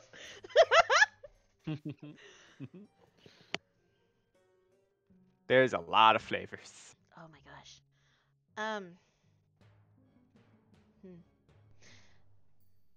Do you have a cookie flavored? She like very inquisitively stares at the person behind the counter. They look at you for a second, kind of rub their chin, and then from behind their back takes out a cookie flavored bottle.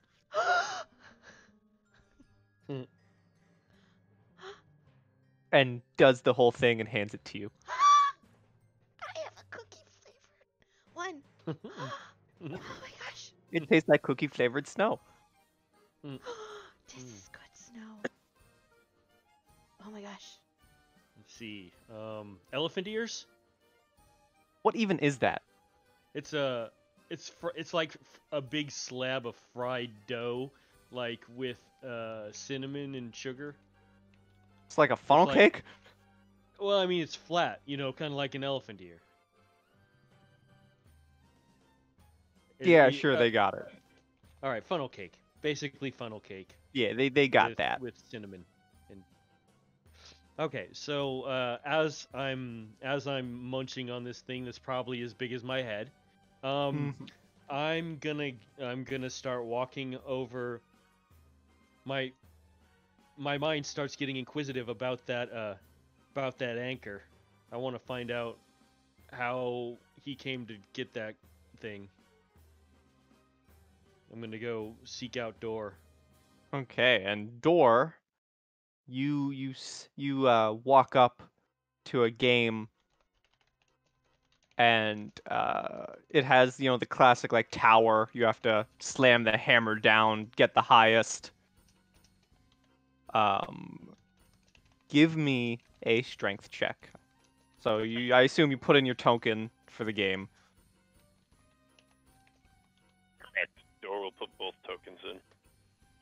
Okay.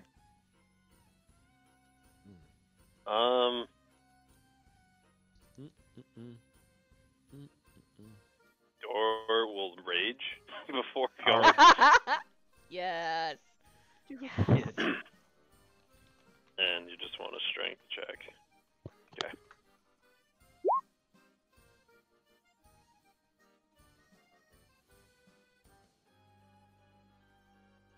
Fifteen. 15. You take the hammer, you smack it down. It gets oh so close to the top, but then goes right back down. You have 2 more attempts. We'll look at his hands. Spit in them. Rub them together. And try again. So I assume it doesn't take my passive perception is good enough to see Door over here swinging a hammer. 9. No, it doesn't take long to find him. 9, it gets kind of close to the halfway mark, but then goes right back down. Come on, Door. Go, Door, go. You can do it, buddy. 1 more. Door's going to crack his knuckles. And then he's going to give it another try. Nice. Yes. Nice. Nice. There you go. You 20. take the hammer, you swing it down, and you see the little like ball in the little tower thing just rocket all the way up and out of the top of the machine, breaking it. Sorry, Jack. mean, door win. Door one. You're really strong, Door. You get your tokens back, and you get an extra.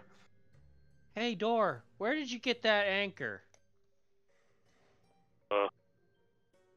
Door, get it from friend.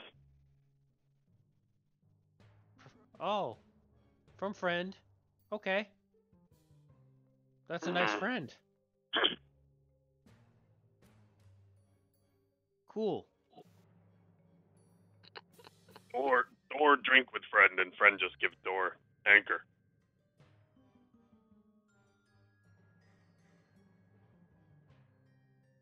Now, Sankin, you walk into the gift shop, and there's, classic gift shop look. There's a bunch of different things around. You see some plushy-looking, stuffed creatures of various kinds. You see there's a whole row dedicated to different candies, and there's a whole bunch of different, objects and baubles around. And it seems that most of these, interestingly enough, minus the plushies, most of these items require you to pay with a token. What do the plushies cost? The plushies are 10 gold each. Do they look like they have anything special about them? You can get a closer look on them. Absolutely, I will do that. I will pick it up and look at it. Okay. You can roll me an Arcana. Snap, we rolling Arcana? Do I have Arcana? 17. There's definitely a magical feel to these. Roll me a D5. 3. You pick up a stuffed rock. Just a stuffed rock. Interesting. Let me show it to you real quick.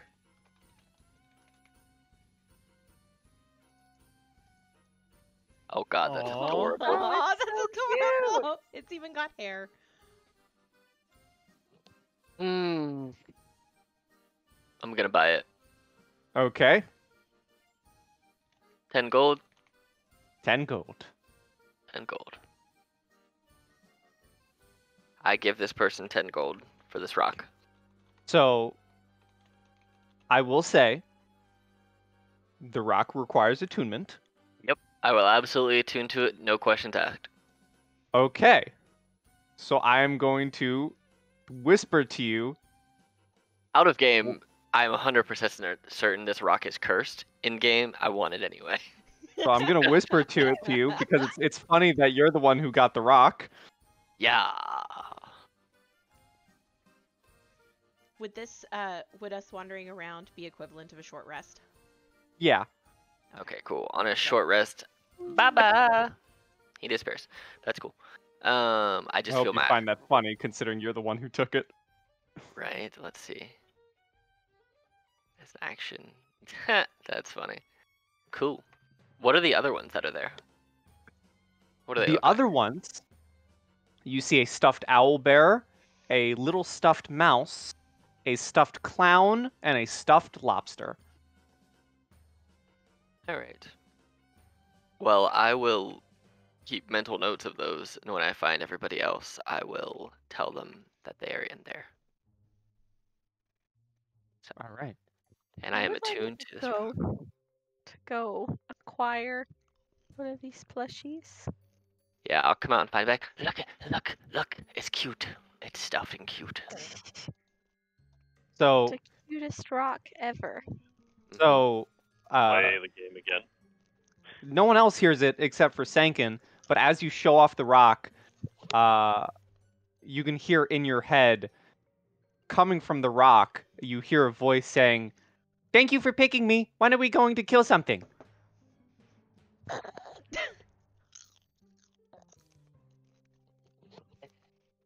I pull my rock out. Are its beady eyes blinking, or are they just beady? It is unmoving. I'm Like just a going to doll's eyes. look around it, hold it up, spin it around, and then I'll just think to this rock. I mean, I guess sometime. What are you going to name me? Do I have a name yet? Do you have a name? Or do I need to give you one? Well, you're my owner now. I want to call you Rocky. Rocky it is. Let's go kill something. Just hold your horses, Rocky. What's a horse? That's right. I'm gonna put it in my pocket. Okay. And you guys all get it. This will count as a short rest for all of you. Okay. Rocky the boxing rock. Yes. I would have named him Dwayne, but that's just me.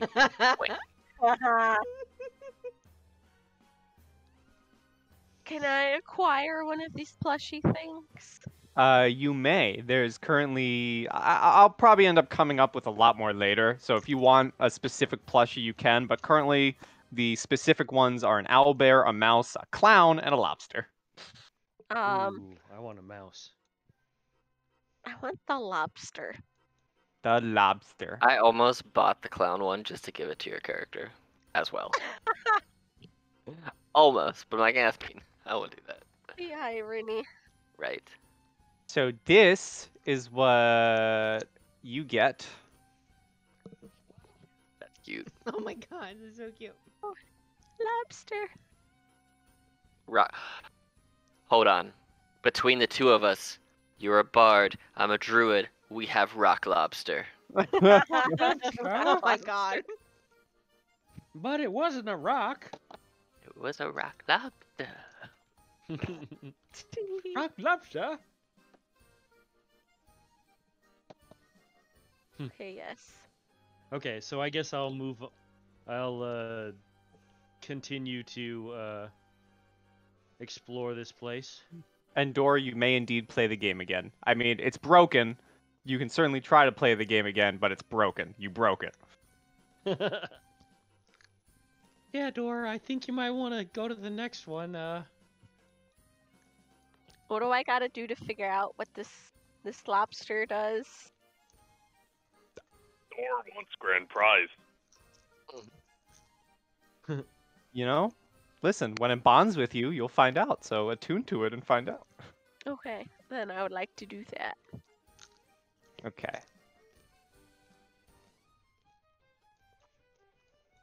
I will whisper to you what your little lobster friend lets you do. I should have to create Yay. this thing, aren't I? Because it takes an attunement slot. That's fine. This is what your little lobster friend lets you do. So Dora's looking at the person that runs this game, and he's trying to figure out how he can get the grand prize for this game. For the grand prize, That's you cute. must hand in 3 tokens.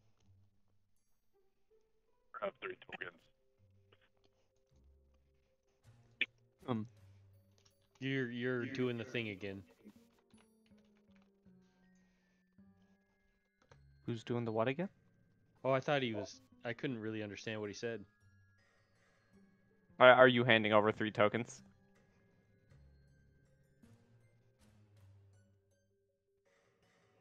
Door. Did we lose him? Can you hear me? There we go. No, my headset got disconnected. Sorry. Oh, word. No problem. Dor be back. Dor get 1 more token. All right. So I will look for another game that has to do with strength. Okay. What is while this is happening? What's Corbin and Chip doing? All right, I'm gonna drop by and see about getting me a mousey. Okay. Chip. Chip is wandering around the fair completely lost, half eating her snow cone, trying to find Sankin to show him the cookie flavored snow cone, but she has no clue where he is. So she's just wandering around lost. Okay.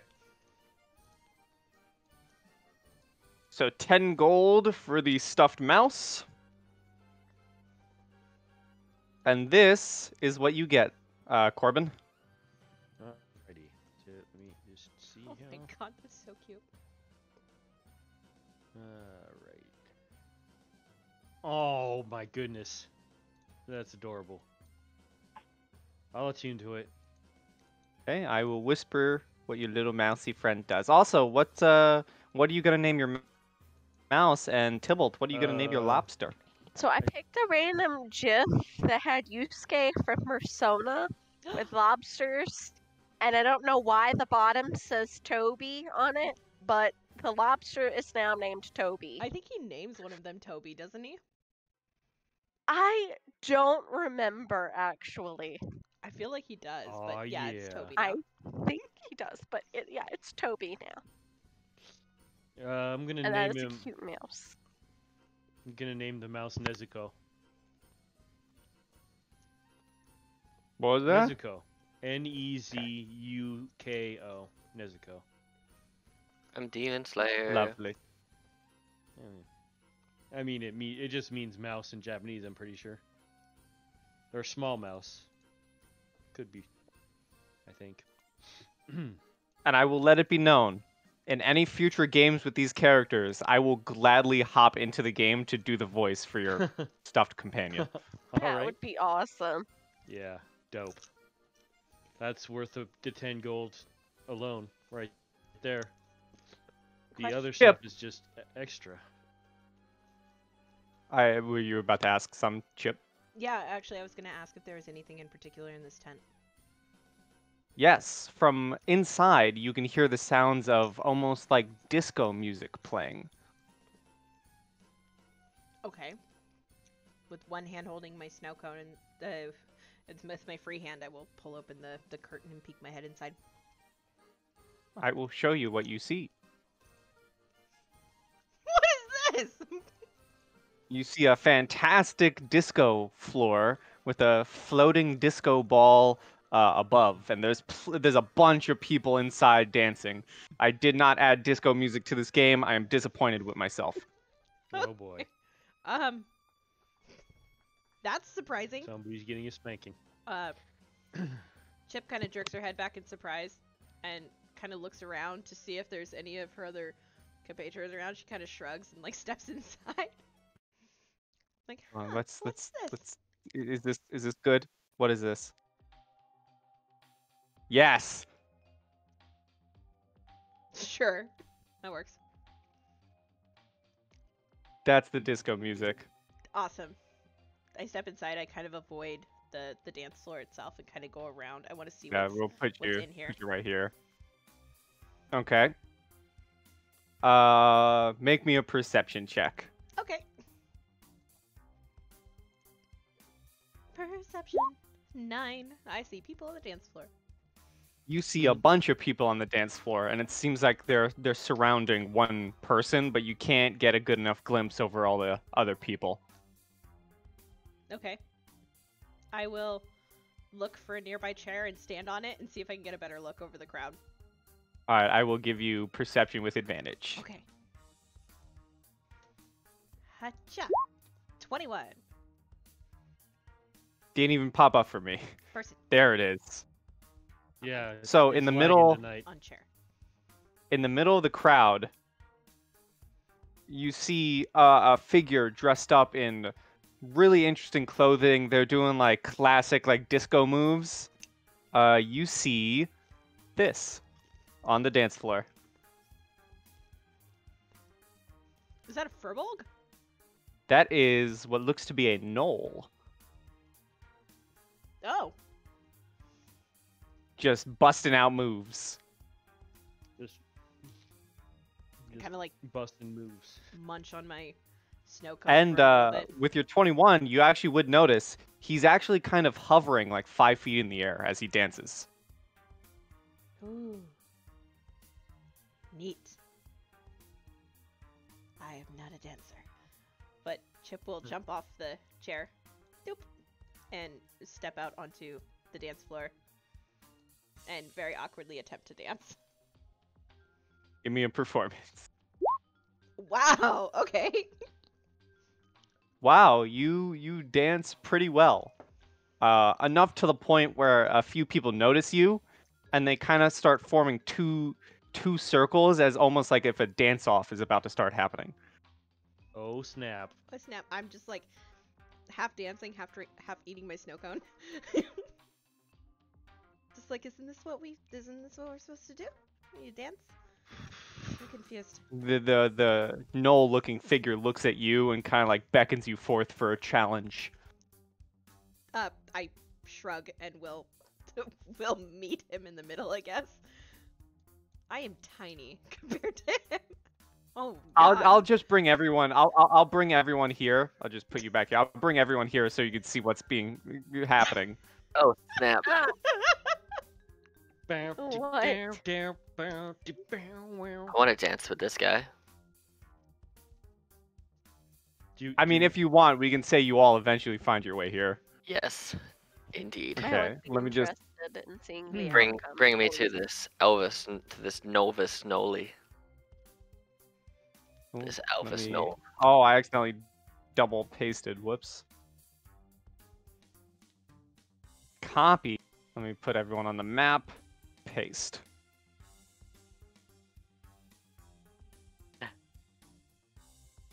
You're missing a So person. put yourselves where you want to be on the dance floor or I want to be right here. in the. Okay.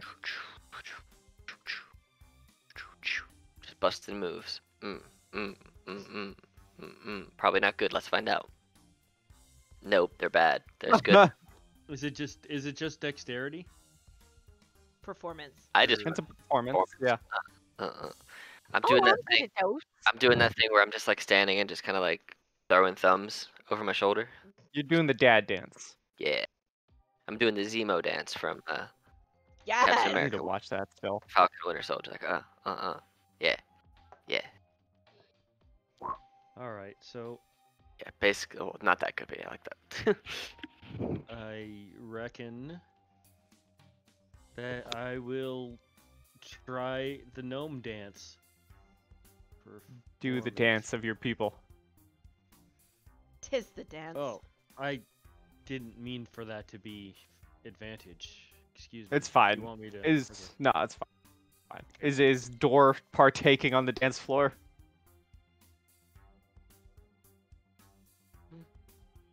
Or doesn't like the bright lights. That's valid. It is bright. So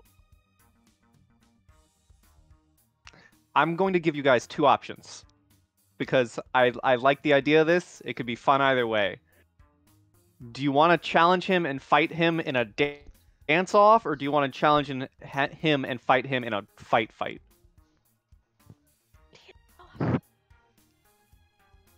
Not very good at dancing. Right. I'm Yeah, not more good at good fighting. dancing either. Can we have? Could we do both? Can I pitch an idea? I to do will both? say you can do both. I will say it'll be an action to dance. However, if you can roll a better performance than him, it will deal damage to him. Game dancing. I like it. So you can roll initiative. So you can either straight up attack him, or you can dance better than him to deal damage. I am going Oh. first. I will not spill my snow cone. You're not Let going. me Aw. Door goes first. let me roll for Ah. him. I think you guys will love his name. God. Helpless. Helpless. Nice. All right, Uh-huh. so Whoa. Door's up first.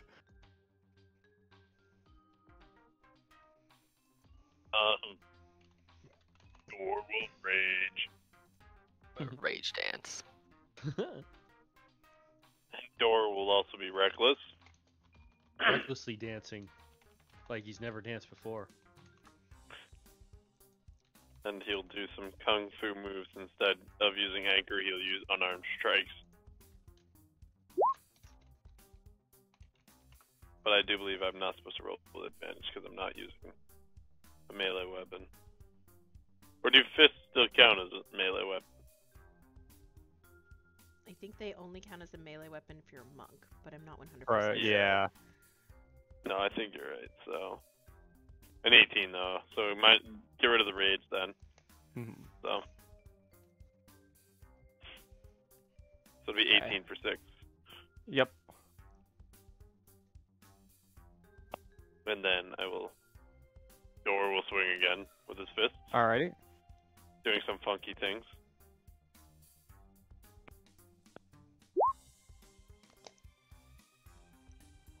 That misses. He just hovers over your swing.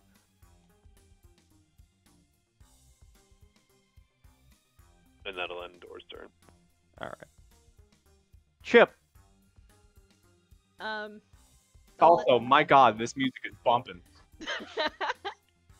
A little confused on what's happening.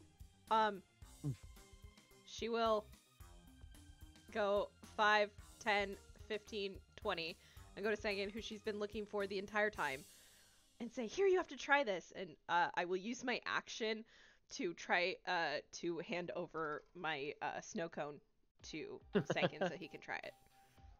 Because that was the reason that she wandered into this You tent. can do that. Yep, and that is the end of my turn, because I have no idea that a fight is going on.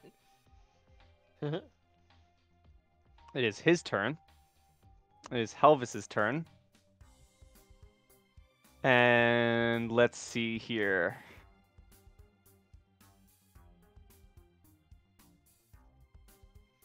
This music is distracting me. It's too good. Better turn on some shitty music. Let's see here.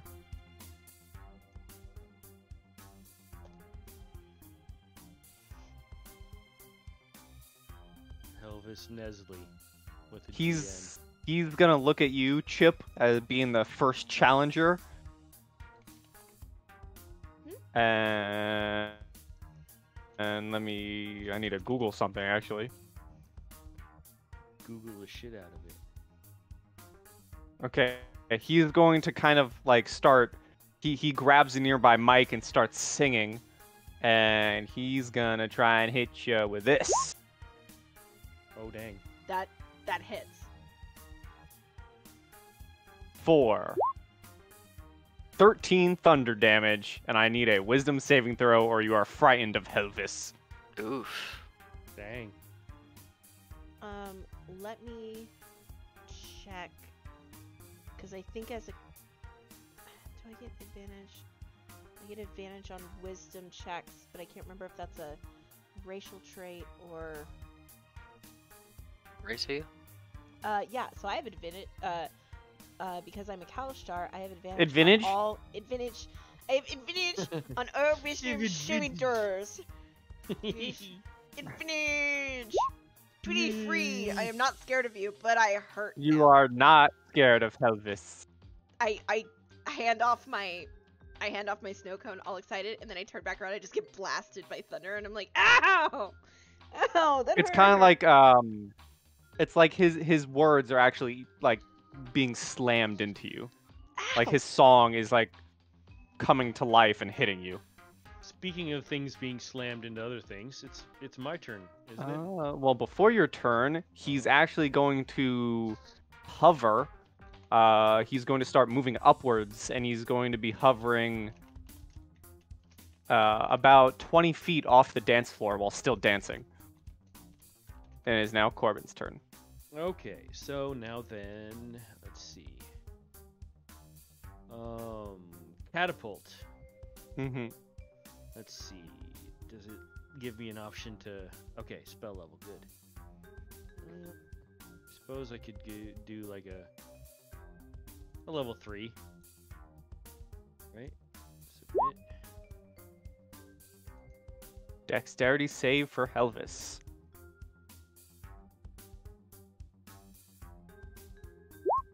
He makes it.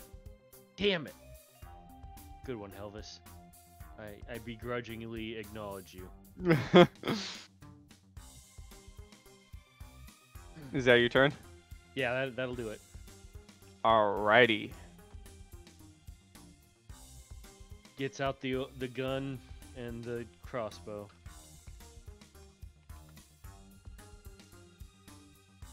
I'm A just bolt googling about something real big quick for the funnies.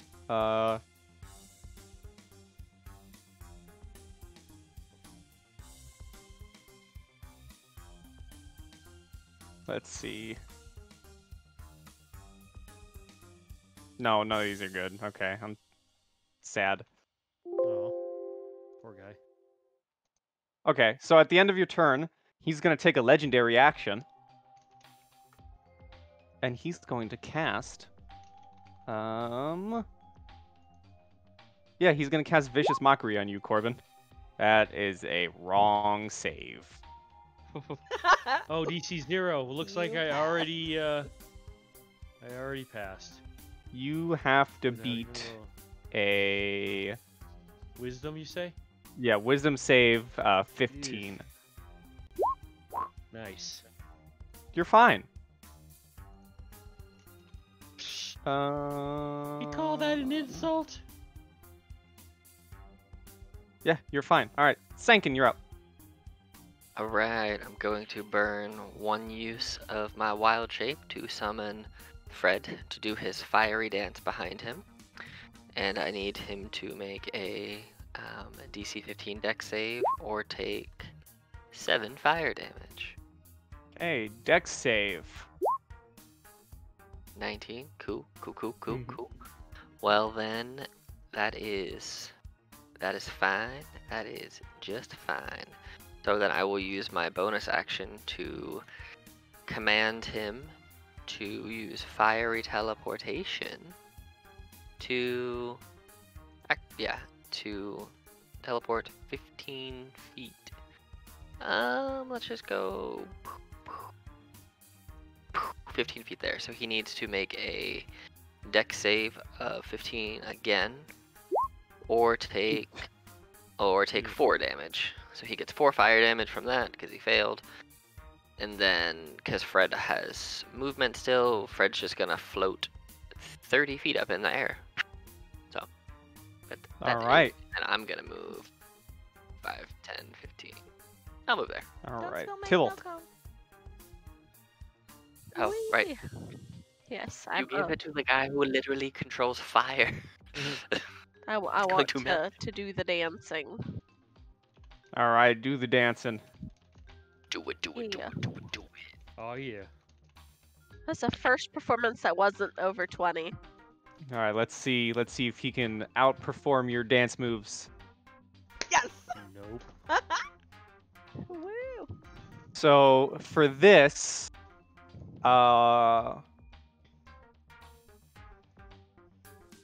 me a d6 plus your charisma modifier. Okay, what is my charisma modifier? I should know the answer for that. Okay, d6 plus 4, 6. So he takes 6 points of damage as you dance better than him. Woo! Damaged his pride. Mm-hmm. Teehee. You can move. You can stay where you are. I would like to move a little bit. Okay. Yeah, there we go. All right. Door, we'll say, just for the sake of it, and the map will say door. You were right there. Right. Okay. Well, I was planning on moving up a little bit. Sorry. Because, yeah, I forgot to say I moved up before I used unarmed strike, because that's 5-foot range. Yeah. Door's gonna hold his action with his anchor this time for Okay. him to land or get closer. Okay. You said he's 20 feet up in the air, right? Mm-hmm. Correct.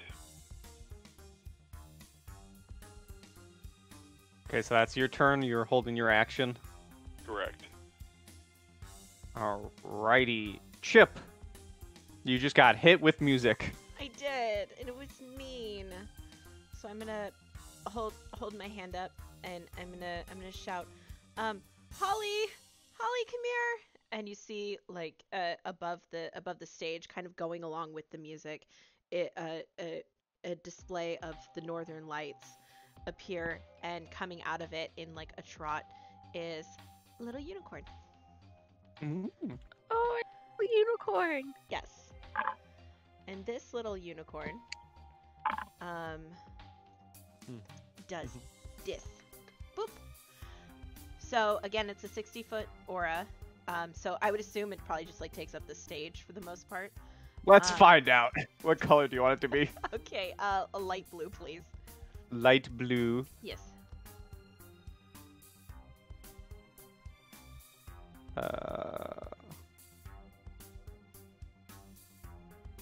Boom. And it's like floating. Yep. It's like floating above us, and she's just kind of like running around and neighing and being really cute. So with her out, when I cast a spell using a spell slot to restore hit points to any creature inside or outside of the aura, each creature of your choice within the aura regains a total number of hit points equal to your druid level. So at any point in time, if I cast a healing spell, everybody who is an ally of mine within the aura of the unicorn will also receive 5 hit points. So that is my totem summoning as a bonus action, and then I am going to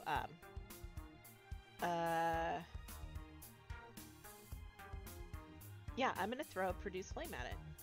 I'm gonna get really mad because it hurt me. I'm gonna hold up my hand and create a ball of fire and just chuck it at him like I was throwing the tomatoes earlier. For a 14.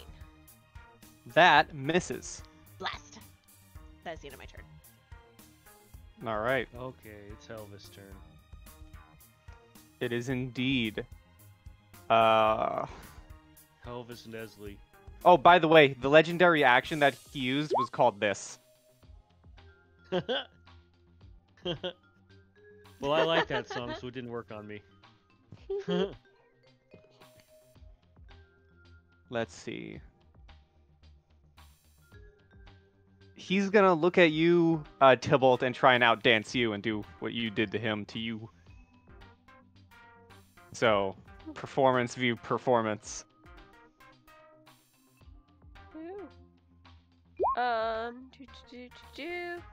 So thankfully, so you roll your performance. And I get advantage because the unicorn friend, right? Is that all that was? No, it's thankfully it's to detect creatures within the spirit's aura. So you know where he's at, unfortunately. But thankfully, you don't need it. Yeah, it doesn't matter. You beat him, so roll another d6 plus your charisma mod. Yeah, that's a 9. Nice. You are just winning this dance off.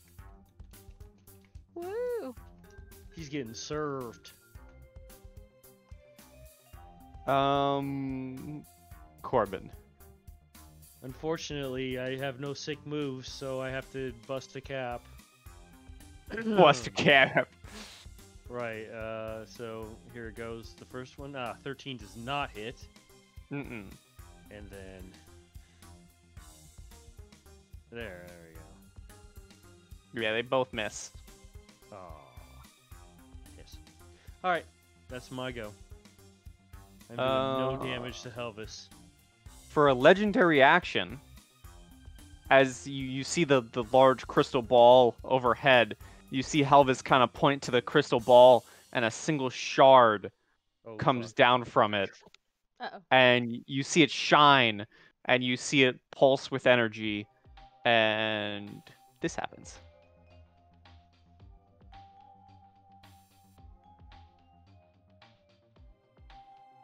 Well, He regains 15 health.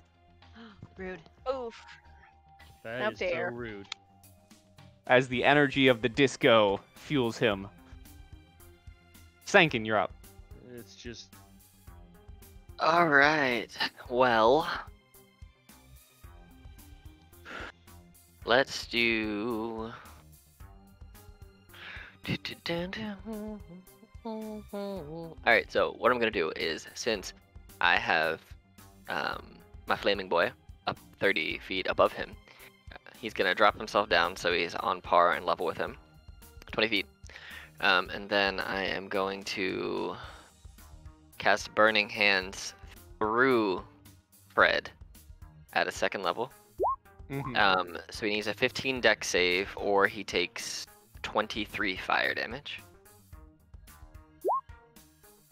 Wow, so he takes half of 23. So 12, because you like to round up. Well, yes, I do. And then for my bonus action, I'm gonna have him throw a flame seed at him for a 20 to hits. hit. Or, is that right? Oh, the +3. For some reason, it doesn't add that +3, so it's 5. Okay. Is it always 5? I feel like it's always been 5. No, it's 1d6 +3. It's just I've just been rolling 1s and 2s, Okay. so it's just bad luck. But yes, and I'm actually gonna move closer and hand her frozen treat back. Was it good?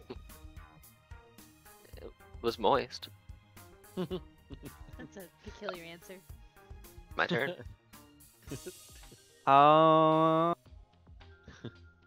Let's see. Seeing as you guys just bundled up, Sankin and Chip, Helvis gonna spend 2 legendary actions. Poop. Uh-oh. And all of a sudden, he points at you, and all of a sudden, this a 15-foot cube of whirling razor-sharp confetti starts surrounding you. Oh, gee. I This will guy's show gonna you kick what the this shit out of is. us.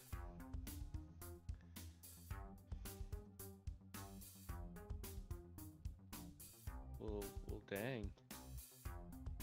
Oh, cool. So we don't have to do it right now. Great. No. Okay. Great. Tybalt. Great. Woo! Doing the dancing. Alrighty. Beat that. You beat him. Same thing. Helvis. D6 plus your charisma. Seems to have a pretty 6. good dex, but not a good charisma though. His charisma's 18. Oh damn, never mind. He's just not rolling good. I guess. Alrighty. That's your turn. Mm-hmm. Door, unfortunately, he has not hovered down.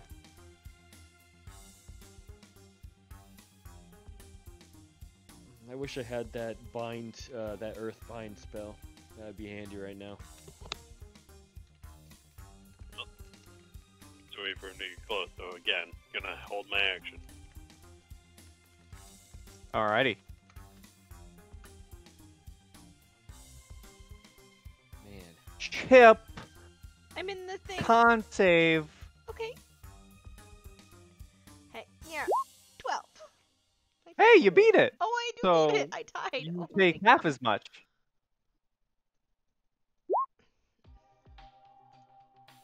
So 4. You take 4. Ow, that hurt. So I'm gonna. As razor sharp confetti is just slashing at your skin. Okay, so I am gonna look at Sankin and say run, and I will go. Does he maintain concentration on it before she takes that damage? That is a good point. Let me roll for him. I hope he It is fails. con. I hope he fails too. I agree. Damn. It was worth a shot. He's fine. Damn. So it's just. You know, can I haven't used it yet, but can I show you a fun ability he has real quick, even if he did fail that? He has at least one of these currently, but he has this. Disco Diva. That's funny. Jesus. Huh. Disco Diva. Oh my god! Of course he would as a diva. That's amazing. I love it.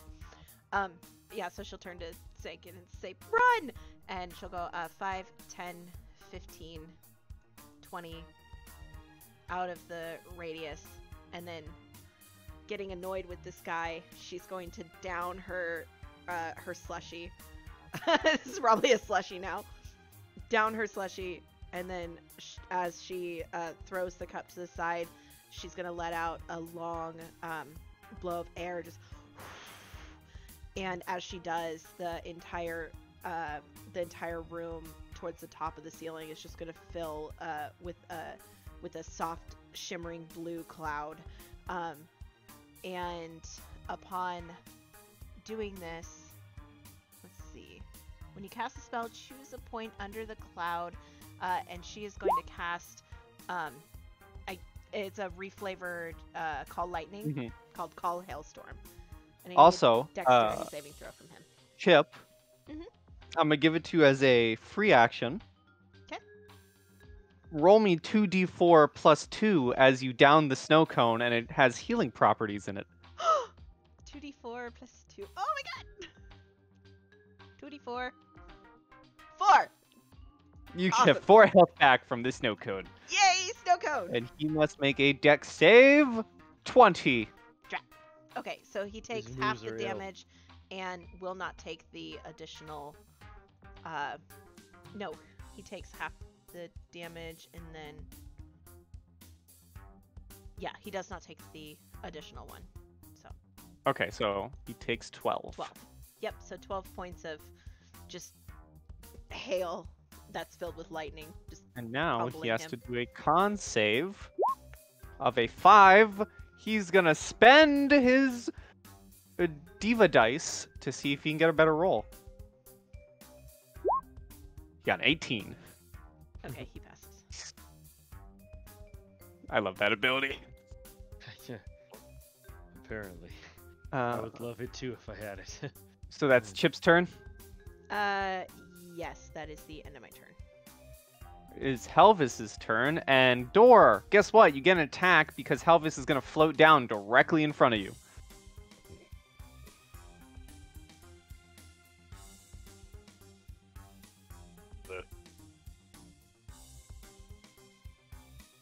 So you may Anchors attack away. Helvis.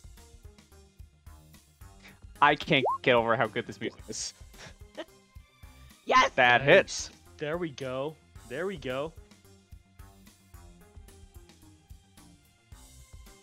Alrighty, nice. So you hit him, and he's gonna look at you, and he's gonna throw some jazz hands at you Ooh. Can catch his hand. for a 26 That'll. I mean, for 10 points of psychic damage to Door. when you get served with those epic jazz hands. The only thing I'm not immune to. And he's gonna hit you with another round of jazz hands for a 10, which misses. Corbin. All right. Well, it's Eldritch Cannon time. Mm-hmm. There we go. For not That much hits. damage. And it also knocks him back. Ooh. Does it specify if creatures get attacks of opportunity or not? If he gets knocked back this way? Let's see. It gets pushed up to 5 feet away from the cannon. That's all it says. If the Because I target is- know... It doesn't say anything about whether it does or doesn't. It says on a hit, the target takes 2d8 4 damage, and if the target is a creature, it is pushed up to 5 feet away from the cannon. I should probably look at the actual. Yeah, because I know the Warlock ability, when you push someone back with your Eldritch Blast, they don't get attacks of opportunity when they get pushed back. Any forced movement to a character does not provoke attack of opportunity. They have Okay. to choose to. Okay, so Very Helvis is now there. Okay. And for my second attack, Mm-hmm.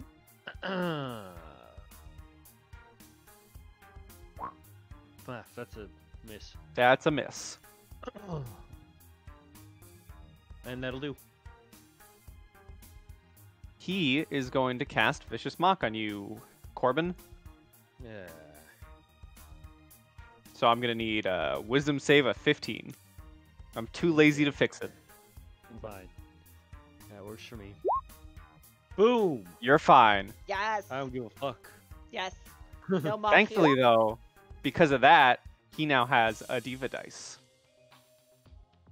Con save for the glitter bomb. That is... Oh, yeah, he took damage. Twice.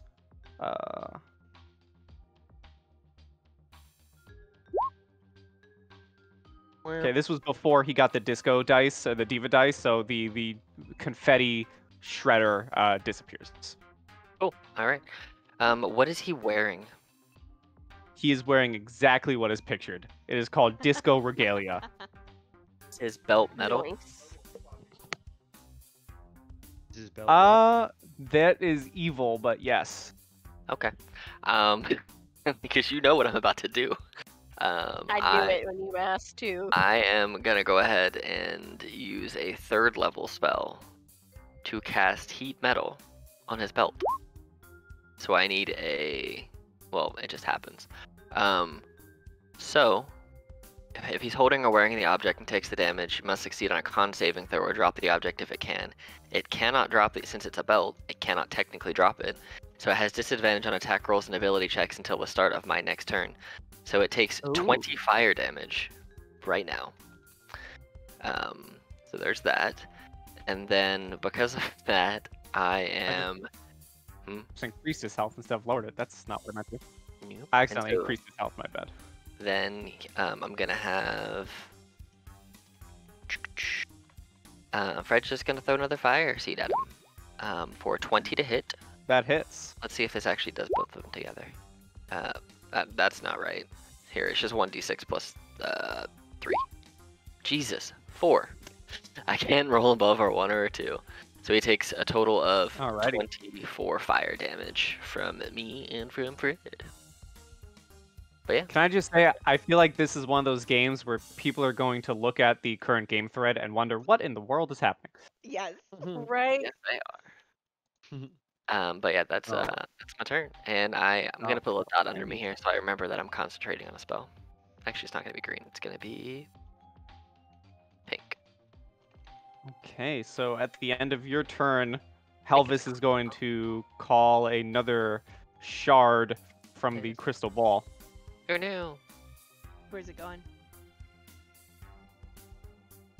The shard? Yeah. He's healing himself with it. Oh, sorry. I thought it was the confetti. My bad. He heals himself for 19 points. Yeah. Basically almost all the damage I did. What? Oh well, it's fine. And it is now Tybalt. Woo! And I'm gonna do the dancing. You have gotten 26s like 3 times in a row. Yes. Because of this, I will let you increase the damage to 2d6 plus your charisma. Yes. Nice. Yeah. Get him. That's what's up. 2d6 Hell and yeah. plus 4, 12. Yay! Yes. You are just out dancing this man. Noel.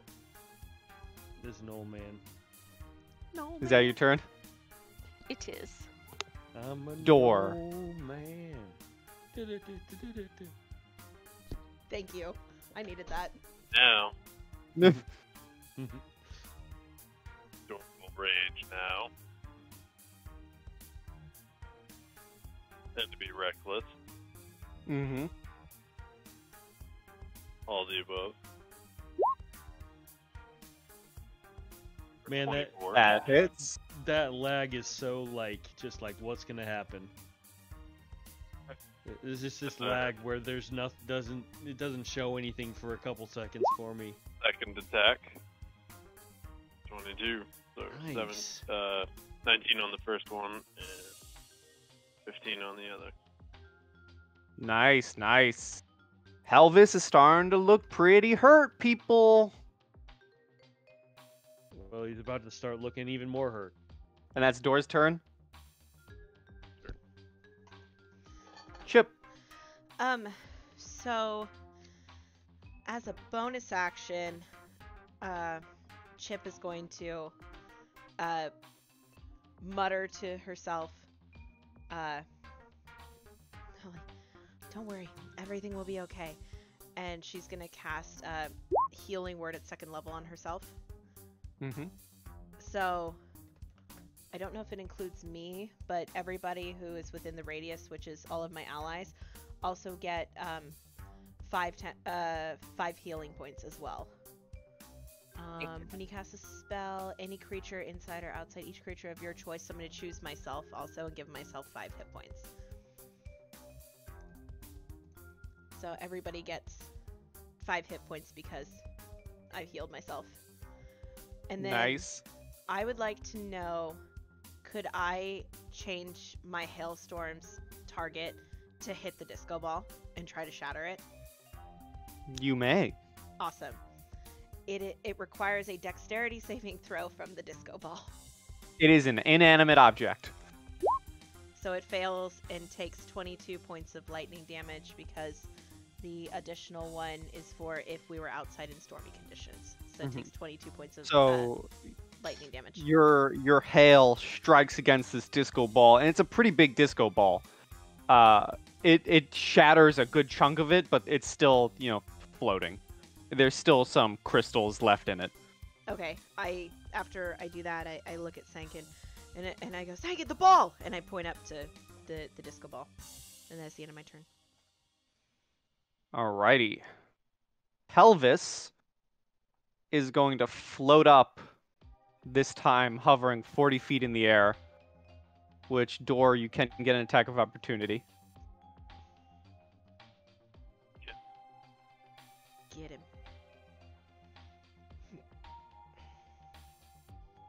Yeah. Yes. As he starts floating up, how do you want to finish him off? Yeah! In Soviet Russia, door slam you. Door slam you. Door will swing at him with the anchor and grab a hold of his foot. All right, I'm just drag him back down. I'm just calling it right now. Door. I vote for Door MVP. MVP.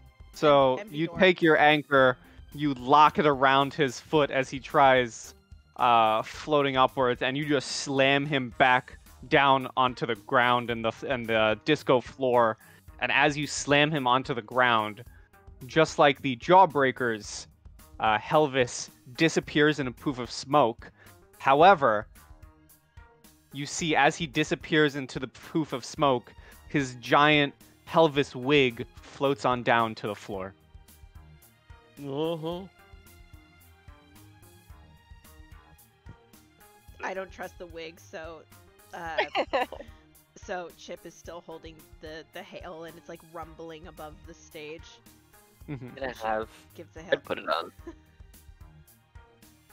Fred can put it on. Aw. What? Put it on Door. I mean, I can if you want to wear it. Who wants to wear it? Who wants to No. wear the wig? I've already got an execute. I forgot to mention that I have an executioner's hood on. All right. Do you want the wig, Tybalt?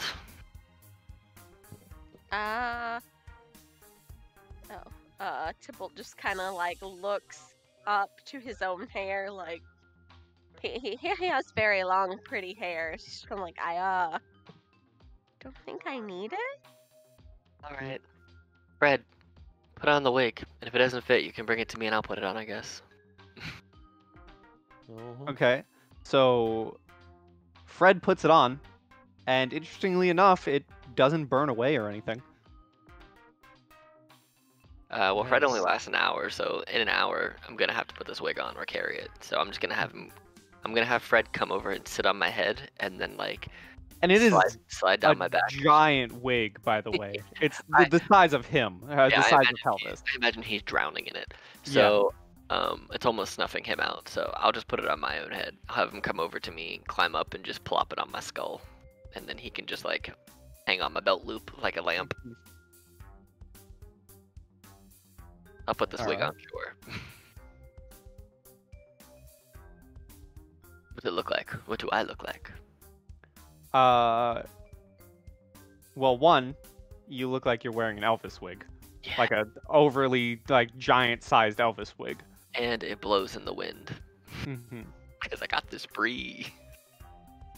And who knows? Maybe it's a magical item. Maybe Maybe. something happens. I'll just wear it for now. I wave Holly down to me, and she comes skipping down, just neighing happily, and lands in Chip's arms. And Chip gives her a big hug and says, "Thank you for your help." And then she goes away. And I will drop. Alrighty. I will drop the hailstorm.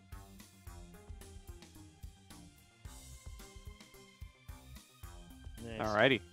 Good work, everybody. Well, I So, think we only good- have good one work, place left to everybody. go. We gotta go and see that Jack guy. It's in the About tent with our, all the like, people, right? yeah, that, and about getting our futures read or something. I think I'm gonna. I never really did look around for a shooting game. I think Oh, I'm gonna yeah. go try and find a shooting game. Alright, I want to double my profits. sounds good. Okay, Yeah, so I I am definitely gonna exit the tent after this successful, exciting battle.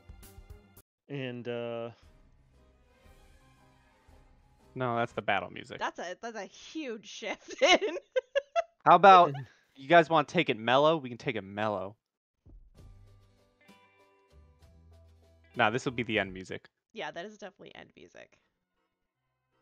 all right, so yeah, the tent in front of me, my token.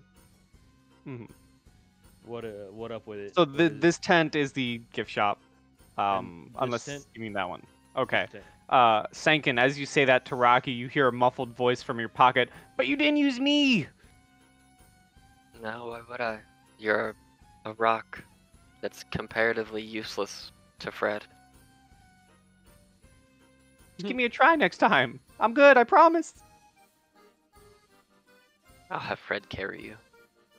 You're beholden to Fred. Fred is your lord and savior. Okay, you give him to Fred. Fred is I, currently carrying Rocky. Roll me an investigation. Corbine. Corbine investigation. All right, investigation. Boom. Yeah, you find a shooting gallery. Oh yeah. So I'm gonna try my luck at that. I will ask you for some dexterity checks to accurately aim and take out the targets. You have All right. 3 shots to make. Oh. You miss the first one. With an 18, you hit a special 2-pointer that you take out. Hmm? 13, you win the game, you get your token back, and then another token. All right. So that's okay. So that's 4 tokens for me now. Or no, 3 tokens. No, you each got 3 thanks to Oh. Atribus giving you another token as the Jack's Oh. apology. Okay. So if you had So 2 when that happened, you would have had 3. 5. So 7 now. Or 6. What? Or Numbers are confusing. What's happening? You Yeah, only okay. gain you only gain one per activity that you do because you have to pay one to get it. right. Yeah, right. you pay 1, and if you win it, So- you get your token that you paid, and then an extra token. So Yeah, you're so at, 6. You're at 4. A 4. But Most of you should be at 4. okay. So I five thought believe. you just said that I thought you said that I got 3 coins. No, From- sorry. For winning the game, you got the token that you paid back, and then Right. the token for winning. Okay, so I'm at 4. But didn't we gain one from the Jack? You did. Okay, so 5. Right? Am I tripping? Or 4? Total No, of it's 4. 4. Sorry. I'm sorry. Yeah. We can move on. I had to sit down and do math. So Right. Yeah, I'm so Thank yeah, the Thank you math for was doing just it like, because you were confusing the man behind the tokens. my bad. Or realizes he has 4 tokens and is going to go back to the hammer game and trade his 3 tokens for the grand prize. Alrighty. So I'm actually going to ask you, Mackenzie, because you're a mod, if you're okay with this item. Because this is a stat booster from this game. okay. I don't know how you want to say Instead of... I'll just tell you what it is. I'll just tell you guys out loud. Instead of gauntlets of ogre power, it's gauntlets of troll power. So instead of 19 strength, your strength goes to 18 while you're attuned to them. Okay. Oh no, if you'll allow me to give that to Dor. Help me. At all. That's okay. Yeah, you could give them to Door. Door, if you want to sell them, I'll price them Door. out for you later. Or you get gauntlets of troll power. They are a unique pair of ironclad gauntlets, and a rune is engraved upon each of them. Goliath speak giant, right? Does Door speak giant? Can you hear me? Yeah. Okay. Does Door Door speaks speak giant? Yes, he does. Okay, so engraved upon each of the gauntlets is a giant word, and the word reads territory. These gauntlets are clearly not like any of the others you might find out there, especially those who harness the power of ogres. These are special troll powered gauntlets.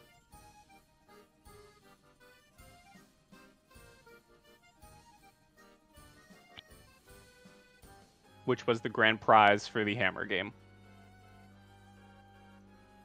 You want to sell them? I might buy them from you. Take my strength from 8 to 18. Wait, so we get a grand prize from a specific game? If you go to a specific game and hand in 3 tokens, you get that game's grand prize. Okay. Well,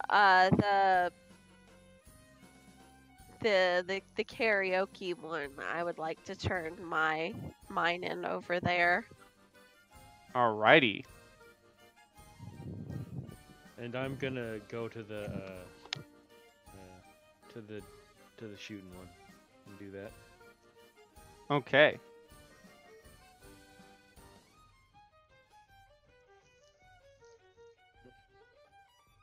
So,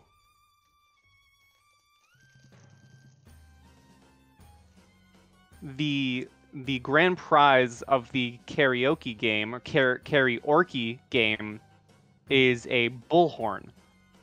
It is a magical bullhorn. I will check with the mods later for these extra abilities to the bullhorn, but it is called Lord Gwenvar's Royal Announcer. The main ability of it is when you speak through the bullhorn, the sound of your voice becomes booming and 3 times louder than normal, as if affected by the thaumaturgy cantrip. Ooh, Nice. fancy. You got a megaphone. It's amazing. Right.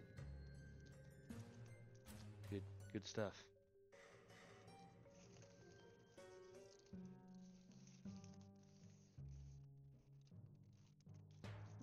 What's everyone else doing? Oh, I was gonna turn in the 3 at the shooting range. Alrighty. So you get something called Darts of Fury. Darts of Fury. These are... I will send it to you. Okay. So basically they are +1 darts. They are in an adorned leather bandolier, and strapped and arrayed upon the bandolier is a set of 10 darts. And they are +1. Nice. Reusable? If you find them when you throw them. Okay, cool. So they have a special ability, which most of these items I'm probably gonna have to get okay from the mods. I'm gonna be honest. Essentially, the special ability of these darts is when you throw them and you whisper the command word. When you hit someone with them, they have to make a charisma saving throw or be forced into a state of barbarian rage. Crazy. Oh shit. Yeah. I copied it. I'll paste it into the Roll20 chat. Sure.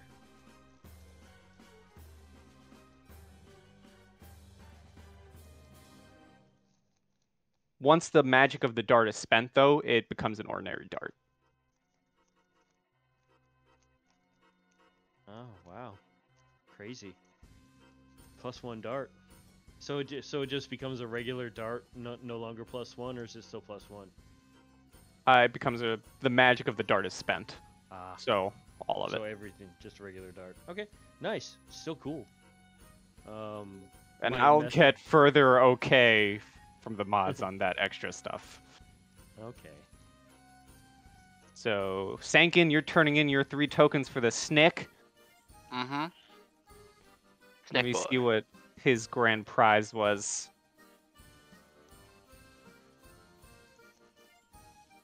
Okay, his grand prize. Does it help me see better in the dark?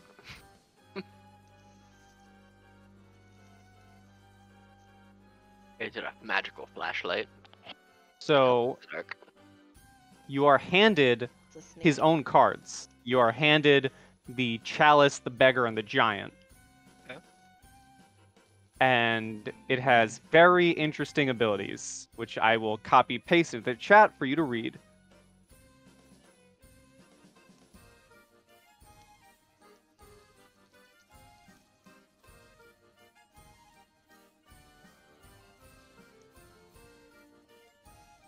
Interesting.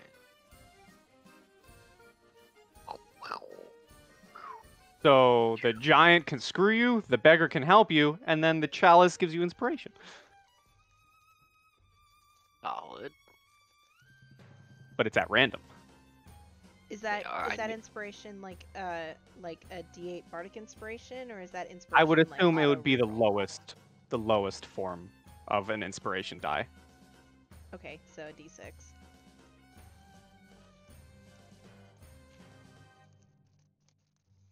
I like it. Now I gotta find all the cards and build a deck of fates. Mhm. You could always, if you get many things. I have a legitimate physical deck of many things and deck of many fates. Ooh. Dude, that's That's awesome. cool. That's So I will Nice send you deck the Sankin- of pictures real stories. quick.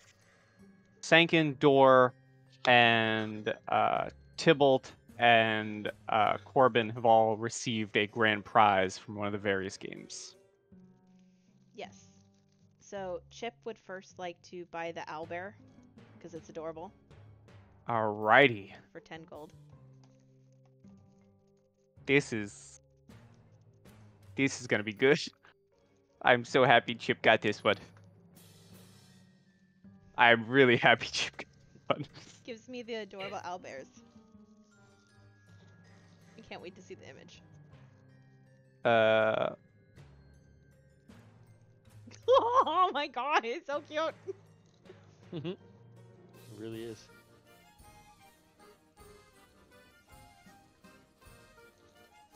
And just like the others, you must attune to it. Yes, I will spend my hour if we're allowed to take another short rest, and I Yes. will definitely attune to the owlbear. And I will whisper you its specialty. Awesome. And then I would also like to go back and turn in my tickets to the throwing game. Alright, the tomatoes. Yep. You see what I mean by now I'm happy that Chip got that one? Ah! Yeah. Oh, that's adorable. Oh my god. Oh. Again, I will gladly join any game if it's allowed, if the DM allows it for me to voice your plushie. Yes, that's amazing. And then I go back to the tomato tossing game, and I will turn in my 3 tokens. Yes. Actually, I take that back. Is there another game at the fair that hasn't been played that I could earn an extra token at? Let me see. Oh, and while walking around hugging my owlbear to me, I will shake my head, and my mistletoe crown that's around my head will produce good berries. So I have 10 good berries Ooh. dangling from my mistletoe crown, just in case. They are your dangleberries. They are my dangleberries. Mhm. And Chip is Just because completely I want closed to- to understand what that Just would mean. Right. because I want to attempt a stupid voice. Chip, as you're doing this, where do you have your owlbear? You're hugging him? Oh yeah, I'm hugging him to me. He's facing forward, looking out to wherever I'm walking. So in your head, you hear a voice, and it says, "Hi, are you my new mommy?" She kind of like stops and looks around. This is normally what she does to people, not to have done to herself. So she looks really confused. What? Down here, me. She'll look down, then like turn it and hold it out in front of her. Unlike Rocky, who has no arms, you see the owlbear this time wave at you. Hi. Hi.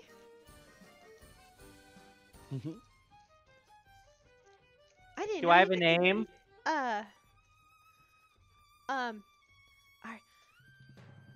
Are you a boy? Or are you a girl? Or do you not care? They look down and respond, "What do you want me to be?"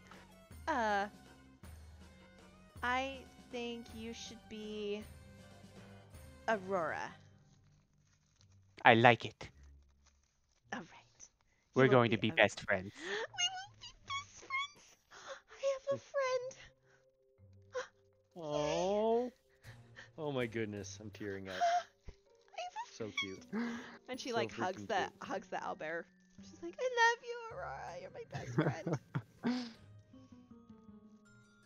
So there is another game. There's 2 more games that you have yet to play. Okay, I will go to the game nearest. Where I'm at. The nearest one would be. Let's see here. Where are you? Game. Okay, so you walk and you see a bulky gnoll with an edgy mohawk standing before you. Its arms crossed over its chest. Apart from a look it is giving you, you also notice that the big toe of its right foot is swollen red. Oh. Next to it, an incredibly old goblin sits on top of a wooden platform raised at the height of the gnoll's shoulder. You notice next to the gnoll is a mallet. You put 2 and 2 together, and this is whack-a-gnoll. You gotta slam this mallet onto his foot and make him yelp to win. Aw, that sounds painful. Okay, I will. Oh my god, I know what I'm gonna do. Oh my god, so I will. Hold on, because I have a thing for this too, and I was praying that I'd get to use this today, and now I'm super excited that I can. So staring, looking around at the game, and staring down, she kind of like makes like a little puzzled face. And she is going to gently pull Aurora to her and say, okay, I don't know if you could feel this, but it's probably gonna suddenly get dark for you, but everything's okay, all right? Aurora shakes her head. Okay, Their good. head. Awesome. Whatever. And I am going to, before I register my short rest, if you'll allow me, I would like to wild shape. Yes. And I'm gonna wild shape into a riding horse. Okay. And and instead of using the hammer, I want to rear up as the riding horse and slam my hooves down on his toe. Okay. Give me an attack. Okay. Let me find stats. Actually, let me see how this game works real quick. Yeah, give me an attack. Okay, so I'll use the hoof attack for a 14. Why is Whisper on? That's weird.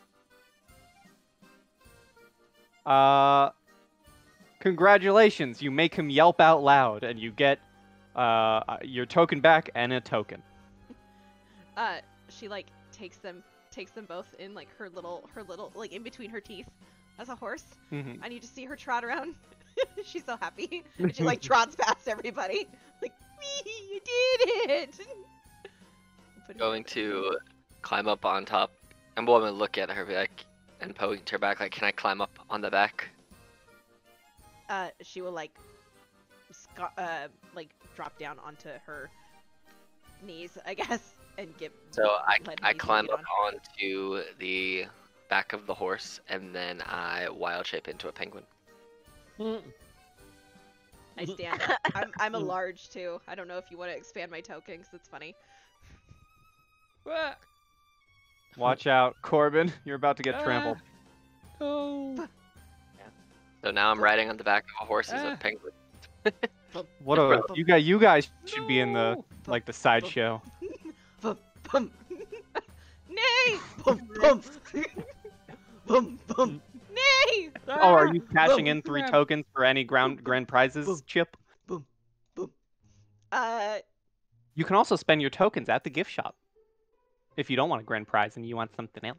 Oh yeah, what's at the gift shop? Boom, boom. Remembering that there's a gift shop, boom, boom. She starts trotting with the penguin on her back. Boom, boom, boom, boom, boom. There's a bunch of different items.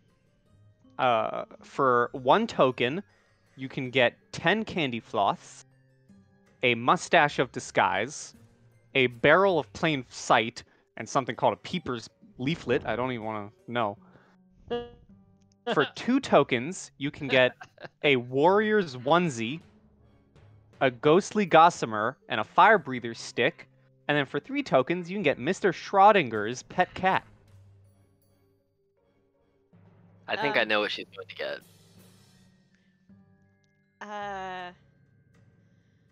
She's like wiggles her way in to the tent as the horse, and starts looking at all the options, and she will actually go for the warrior's onesie and drop her 2 tokens down on the counter.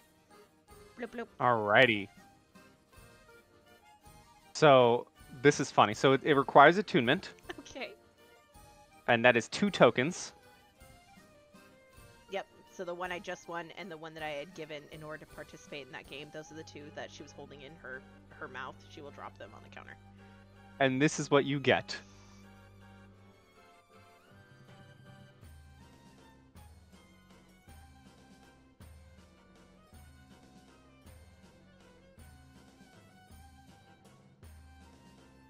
Oh!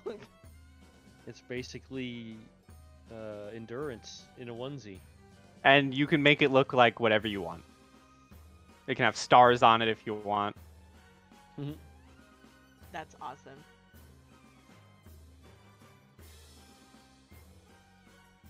That's awesome. That's hilarious and fun. And then what were the other ones that were worth 2? The other ones that were worth 2 were a ghostly gossamer and a fire breather stick. Okay. I don't really know how this would work, so I would just like to imagine that the horse head kind of shakes and shakes and shakes, and then she like breathes real hard and like snorts out 2 more her other 2 tokens, and she gestures with her head towards the fire stick. Alrighty.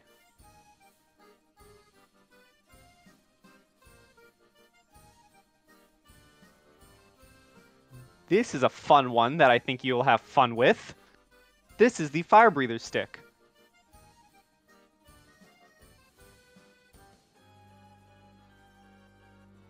Oh, dang, that's awesome.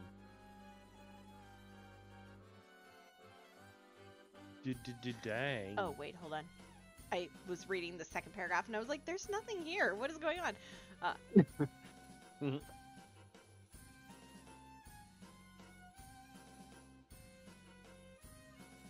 Oh, that's fun. She will like very gingerly pick it up in her teeth and like wave it around and activate the torch just for giggles. And then she trots out with the penguin on her back and a lit torch in her mouth and a onesie probably draped along her back. As Sankin's probably holding on to it or sitting on it. Trot, trot. Trot, trot. Trot. I'm gonna try and direct as a penguin the horse up to here. Trying to Trot. direct this horse. She like stops here and she like looks left to right and then looks back at you. Like, This way. Eh. Trot, I pulled. trot, trot. You pull on the mane with your This way. just like cup your little Using my penguin beak. Just Yes. Just pull on it one direction and then the other. Mm-hmm. Alright, I will end my wild shape and turn back into regular Senkin. Okay. Hopefully our messing around, turning in prizes counted as a short rest. Yes, yes. Yeah, Cool. I will. I get down on my knees again to help Psyche get off, and then I will turn back into Chip, and then stand up and dust myself off. Dust. You Right. dust yourself off with a fire stick in your mouth. Oh yeah, I don't take it out. I stand up and I dust it off, and I still have it holding in my mouth. Nice. Well, shall we go see Jack? Because we don't know Jack yet. Right. You don't know Jack. Yeah. You take a D10 of psychic damage. Oh no. Oh no. That's rude. D10 psychic damage. No. So I don't have a map for the Jack's tent, so we're just gonna move here. Slacker. Ugh, I was gonna make one, but I didn't. Mhm. We're gonna put on the creepy stuff. I turn off the torch and put it in my backpack, and then I also put Aurora in there. You guys can drag your tokens on if you wish. Oop. Bam, bam, bam, bam. Bam, bam. I need to go grab a picture of the Jack real quick so I can show you what It is not letting me drag my token on. he looks like. Why didn't I do it? Why didn't one of you guys remind me? It doesn't. You can't get your token on. No, I cannot. Oh no. I cannot get my token on. What? How do you do the token thing? Go into your character sheet, and then as you're hovering over your token in the upper left-hand corner, you'll see like a little square with directional arrows. Press and hold on that, and then drag it onto the map. Okay. Make a handout real quick that none of you can see. I don't have a. There's no. if you're on the little chat bubble, above your chat thing, you can click on the one that looks like a newspaper, and you should just see like your character, Okay, gotcha. and you can just drag that over onto the screen, Boom. and it should work. Thank you. Uh-huh. We lost Door. Oh no. Door. No, Justin, come back.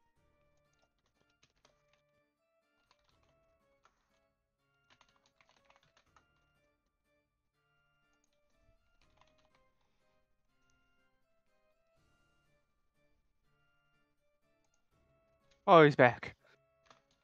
I'm back from outer space. So, as you approach the tent, you can feel the ruckus of the carnival behind you becoming more and more distant. As you walk towards, it feels as if you're almost drawn to the tent, be it by fate, coincidence, or an equally demanding force. As you pull the fabric of entryway aside, it takes a few moments before your eyes adjust to the darkness of the interior. A heavy odor of burning incense combined with other peculiar aromas permeates your nostrils. Then the flickering light of a candle sparks in the darkness. As the light flickers, you all find yourself standing next to each other in a line, and before you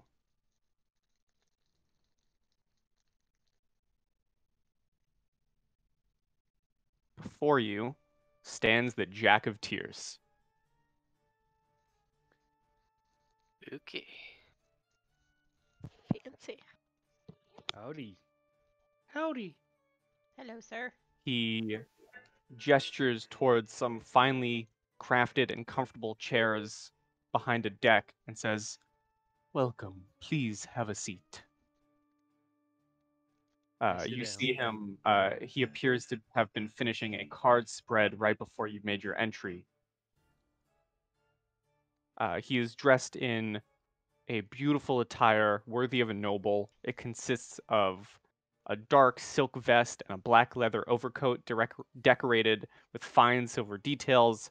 His hat is adorned with a red heron's feather, while his facial features are obscured behind black fabric and a porcelain mask. Even so, you feel as if his intelligent eyes alone are enough for him to communicate his expressions. Everything about this individual radiates confidence and authority. Everyone roll me a perception check. Perception. Perception. Nope. Wow. It's shiny in here, isn't it, Talbot? Very, very distraction. Very shiny in here. These chairs Yeah, are really. I'm. These chairs are super soft, guys. Like you just gotta sink into it. Oh, Oh yeah, great. totally. You did, yeah, totally. My whole body can sink into these seats. Okay, so Sankin and Dor, you're the only two who notice it. How many tokens does everyone have, by the way, left? I think yeah, one. 0. None. Corbin has one. Okay. So, I think I only had 3. No, I had 4. I have 1 left. okay. So, Dor and Sankin, you guys notice this. Not a single sound, now that you're inside this tent, can be heard from the exterior.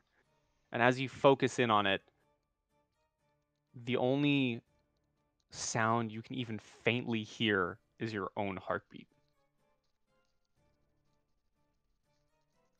And as you focus in on this, you notice the Jack, he starts shuffling a deck of cards and says to each of you, I understand you have questions.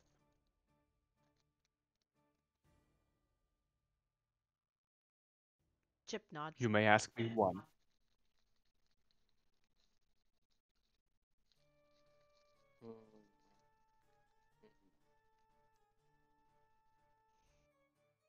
I'm gonna take a minute to think about my question. I'm ready to go. Me too. Blurts out. What? What is the secret to make beef jerky so yummy? We have no more questions, He looks guys. at you. Like, there it is.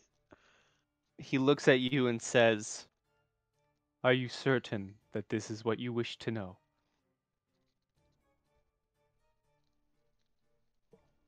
Jerky maker.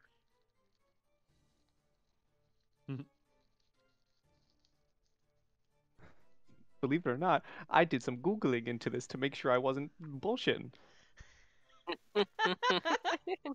Nice. I'm not joking. I am not joking. Guys, a DM that did research. Oh my god. According to the mystical forces of Google, Google. the great patron Google, uh, the Jack of Tears tells you it's all about the perfect blend of rubs and spices.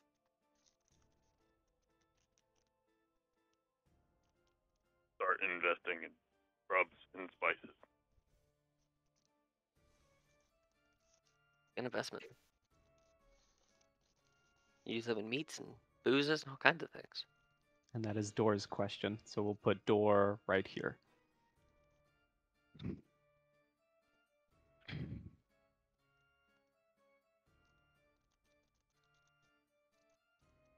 Does anybody mind if I go next? Go for it. Okay. Who was the bastard that demolished my business? He looks at you and he says, Are you sure that is what you wish to know? You're damn right. Bare Beak Bramblebottom of the Bogren Bramblebottoms.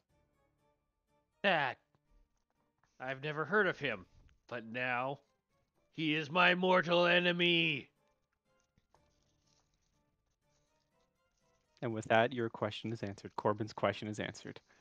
Thank you.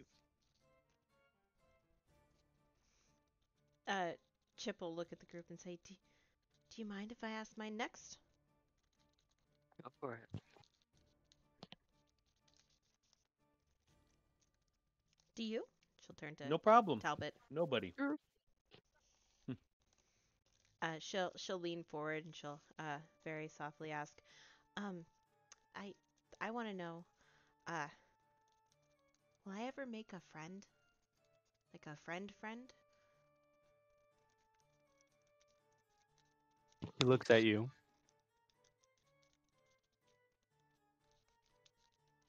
He leans in closely to talk to you. Uh-huh. And he responds with,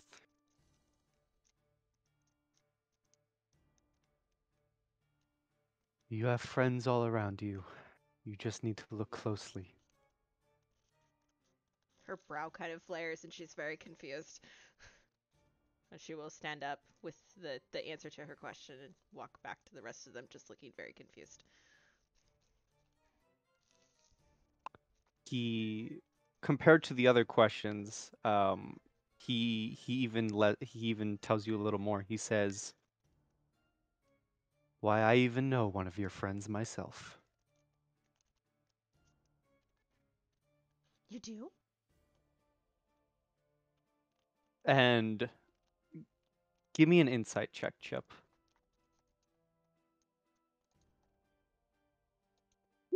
19. He is a very hard man to read. But when he says this, you know exactly who he's talking about. A certain jolly fat man who you once met. Yay! And she like springs up to her seat. Springs up from her seat and she goes, at least I have one! And she will run back to the group. I'm your friend. Down You to want to 2. be friends? Can we be friends? Yeah, we can be friends. I have To 2 you, friends. Tibbles. After you. Oh yeah. Feel like I want him to ask something serious because I love knowing how people answer this question, Mm-hmm. but or story purposes. Well, Tibble's story purposes. I For don't know. Tybalt's story purposes, I should have asked you. Huh? I should have asked you. If you're about to ask the question I think you're going to ask, I should have asked you the answer to this question. Although that's funny because there's just not really one. So We can work on one. Because I'll tell you this, the whole thing with the Jack of Tears is he answers your question literally full on truthfully. So, well, I think he can figure out who stole his loot. Some other time, he doesn't get the chance to ask like a genuine question that'll be answered truthfully. So he'll be like, "What is the meaning of life?" okay, well, the answer is like 43. It's 42. 42. Oh, I was off by a number.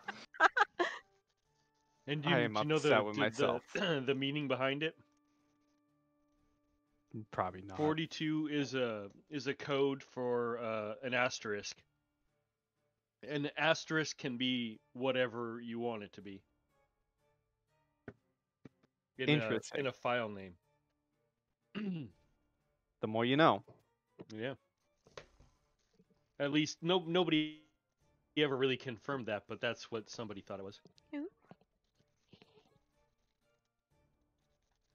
He'll look at you, and I'm not going to say 42. I'm not going to say that. I'm not having Jack to say that. And he will very plain and simply answer, to make the world a better place. Nice.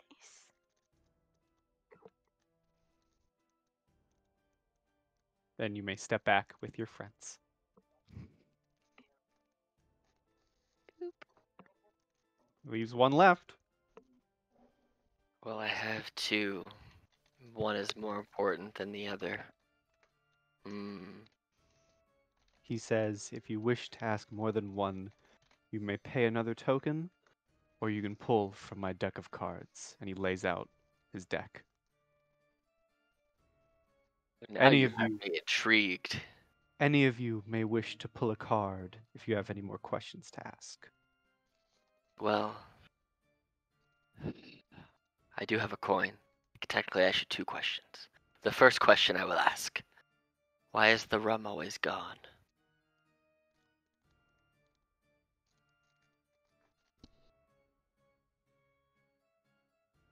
This is a question that can't be answered by normal means. That's I a joke. I put down a coin then, since he does not No, have an answer. that's a joke. Oh, My, okay. my honest answer that I thought of was because everyone beats you to it. True, I'm not very fast. I'm fairly slow. The second question, and I'm paying for this one with a coin. As I slide the token across the desk. If you were a hot dog, would you eat yourself? Now this is the question that is too powerful to be answered. Good. Just step back. You know what? Okay, so he actually tells you, I can tell you all that there is to know, yet there are things that are best left forgotten. There are implications in bringing them out into the light, which I do not wish to suffer. Hmm. And just because it's funny, I'll give you the reason why he doesn't answer the question. Okay.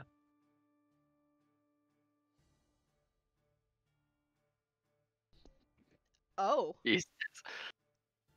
Interesting. Alright. I now have a life goal for Sankin. I'm gonna find the demon lord that's guarding the answer to if you were a hot dog, would you eat yourself? And I'm gonna get the answer. It could be a divine being, though. It'll We're be an going- interesting We are backstory. going god hunting. For the answer to the wiener problem. I will make this game. Any of you guys may ask additional questions. You just have to pull a card.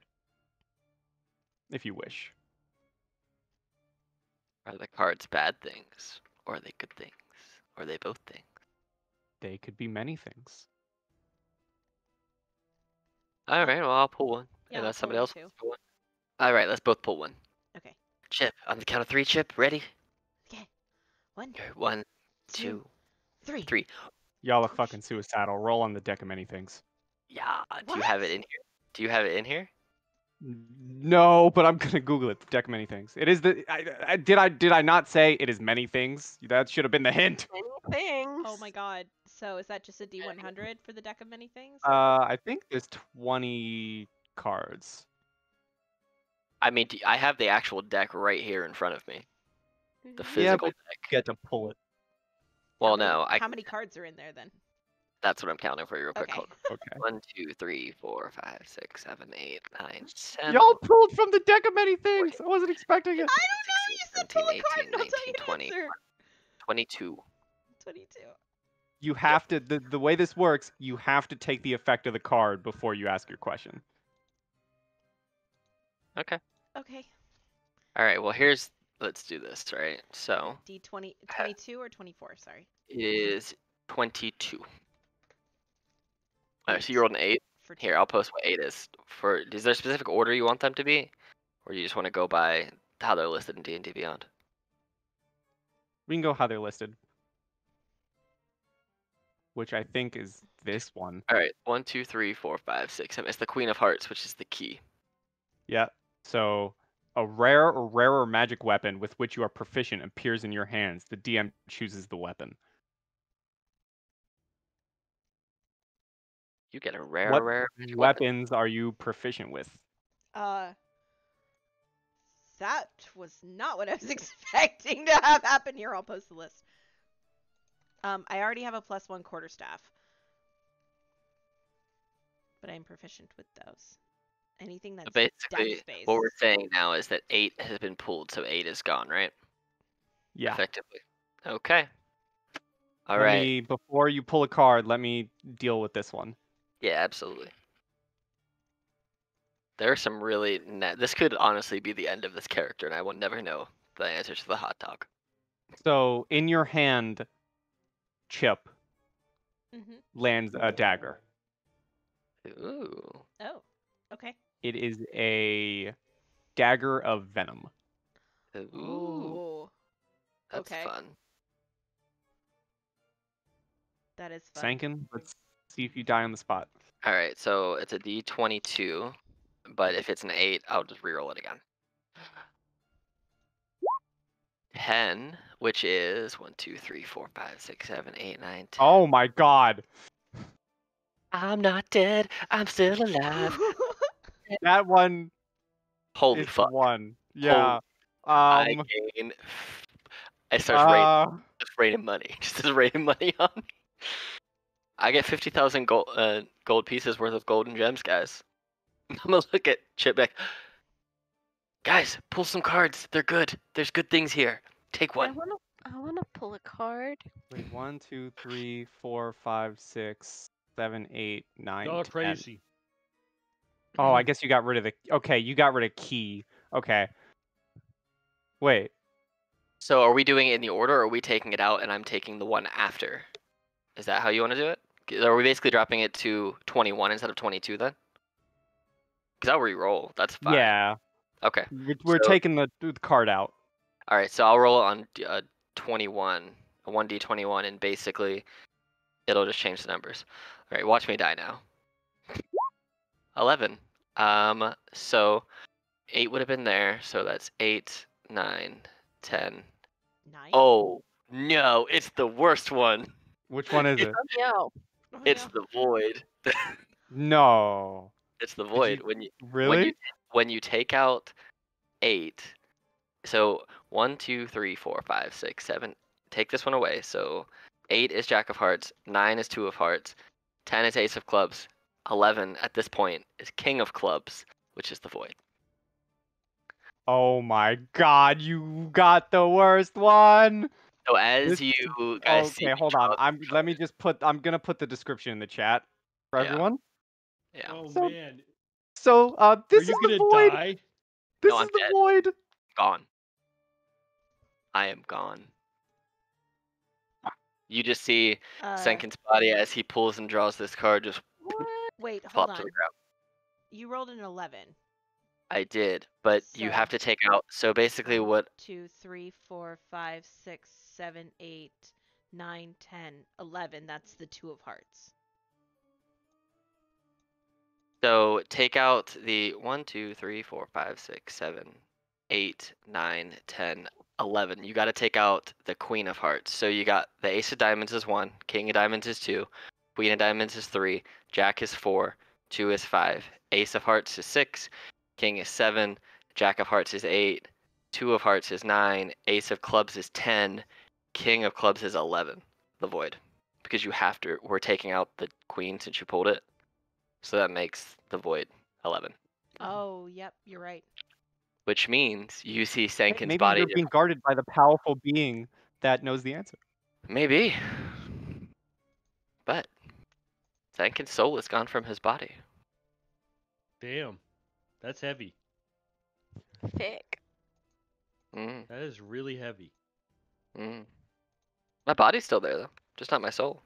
I'm an empty husk His of a body's druid. still there. I mean, it's now limp on the ground. Mhm. Pi claims another soul. And is contained in an object placed by the DM's choice. It's a powerful guard Hey, on this place. If anyone wants while to your run a soul is game to trapped- save Sankin, I can Um, I can run that game to save Sankin. Where is his soul? It gets trapped in an object. Does it get trapped in the card? Well, the card disappears. So it could be in the car on a different plane His somewhere. soul. His soul It's a goes pl- into a hot dog. Yeah. plane of the DM's choice. Hmm. So it could still Your be soul, where we are. your soul Mm. is in a hot dog. Yeah. It is on the lowest layer of the nine hells. Okay. Okay. Oh, Jeebus. Well, was nice to know ye. Someone should keep his rock friend company. You can always hang out. Sad. Oh man. I DM, I'm gonna message you a question. I'm not sad about it. I think it's very funny. I think it's hilarious. I think other people should also pull cards, but that's just me, because I I'm all, still okay, want to pull a card. do it. Pull a card. Cause I mean, at least I can't die. Hopefully, maybe. Pull a card, see what happens. But I'm gonna roll a So you have d20. so you have 20 left, so a 3. 3. You draw the moon card. Oh, good lord. The moon card. Oh no. Do Oh we no! want to retcon the moon? The moon lets you wish for 1d3 times. What the? But I I can't mean- restore our friend's soul with Yes, it. you can with a wish spell. A wish A spell wish can't spell restore your soul, can't restore your soul. It says it. but it reveals the location of the object that holds it. Or you could wish the object here. Yep. Can I do that? You gotta roll and see how many wishes you get first. You What get do- 1d3. Wendy? Watch you get 3 wishes. I don't know how to make it roll a d3. /R space 1d3. /R space 1d.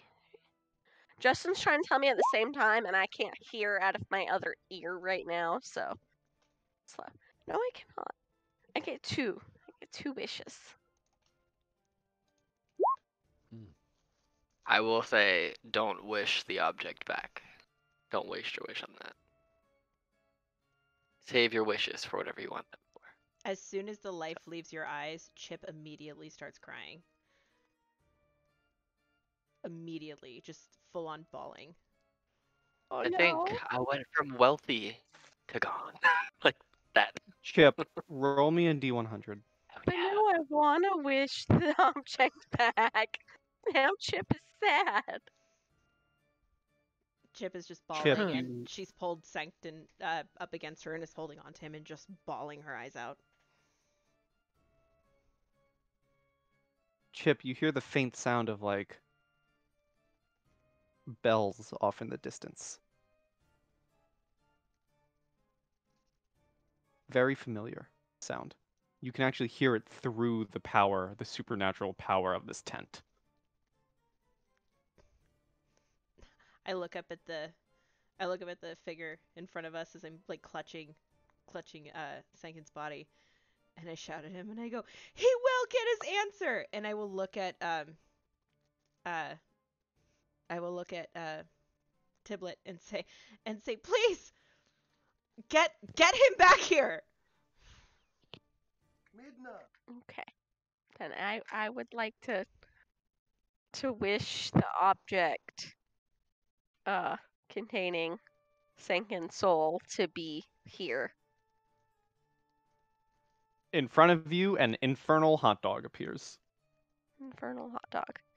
See, now the question is, we can't use the wish to restore the soul. So what the hell do we do now? We make him eat the hot dog. I mean, we make him eat the hot dog. And that'll answer the Yes. question. 'Cause Oh he my ate god, that himself. would be the answer to the question. The answer is yes. Yep. Mm-mm. But can I roll like some kind of check to see if forcing our friend to eat the hot dog containing his soul would make him come back to life? Roll me an arcana. I'll roll 2 on that. Jesus.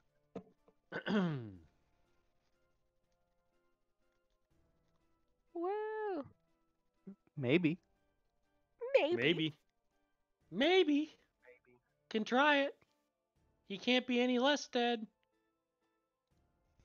But if it doesn't work, then I could be there's alive. probably huh? I said I could be much less dead. I could be fully alive. But I was if it more dead. doesn't work, then Then- there's probably no fixing that at all. Right. Are the bells getting louder? Yep. Okay. I grab the hot dog. Really confused of why there's a hot dog. I said bring his soul back, and like the hot dog appears. But I grab it. I grab it anyway, I love this. and Oh my god. and I just scream, I know you're here, and I know you can help. Like, please help. As you scream this, at the end of the tent, you see a figure. You recognize this figure. Red coat, big stomach, big beard, Ho, glasses. ho, ho, ho. This is your good buddy, Santa Claus. I'm just And he walks bawling. in and with like a booming voice says, "Jack, what have you done?" That's a naughty deck. And starts walking up to you, Chip. I'm just crumpled on the floor, holding on to Sanction's body, and then a hot dog. Just crying. Santa leans down and kind of puts his arm around you to hug you and says, "It's okay, child. Tell me what is wrong."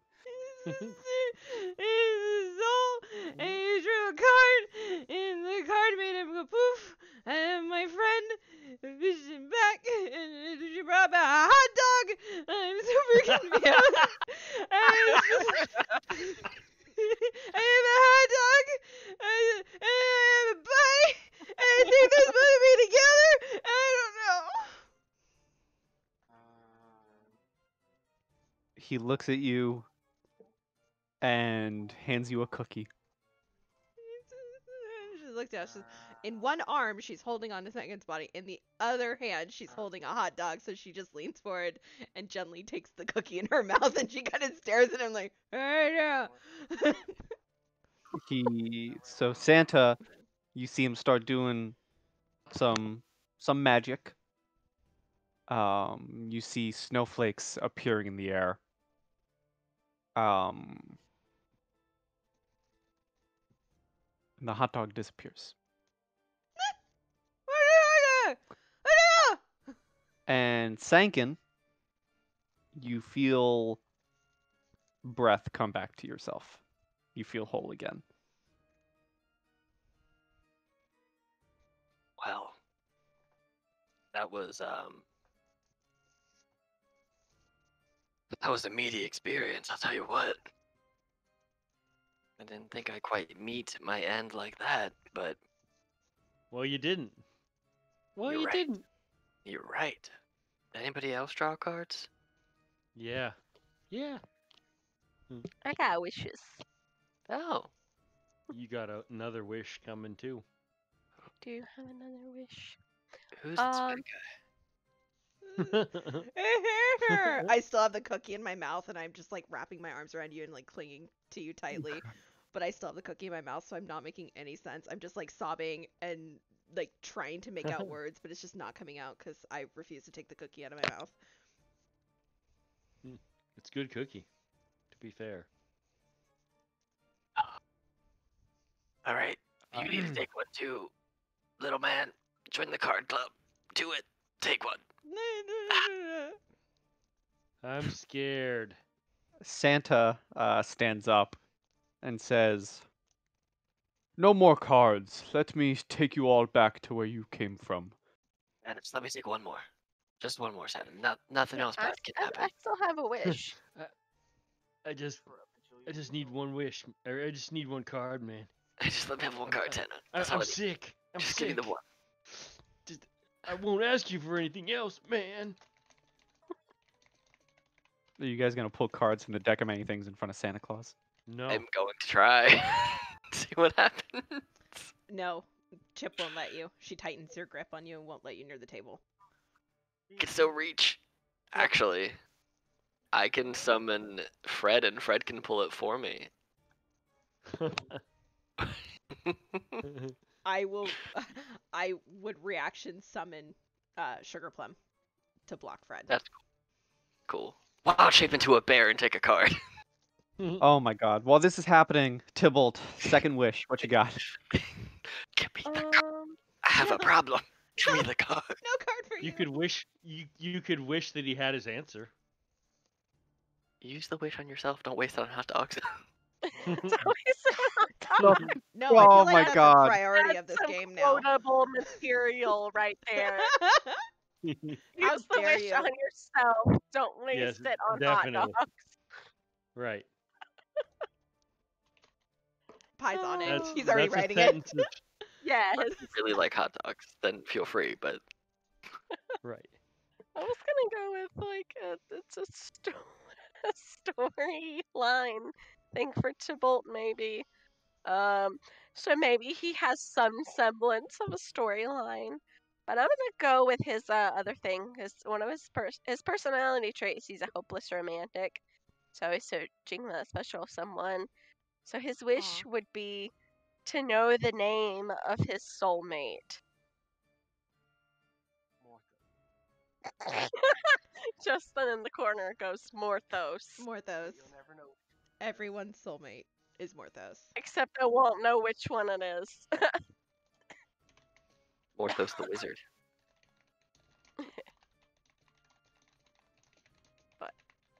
We could work on that wish. I mean, that wish happens. You know the name, whatever that name is. I was gonna say I would love for you to just come up with a random name. Sure.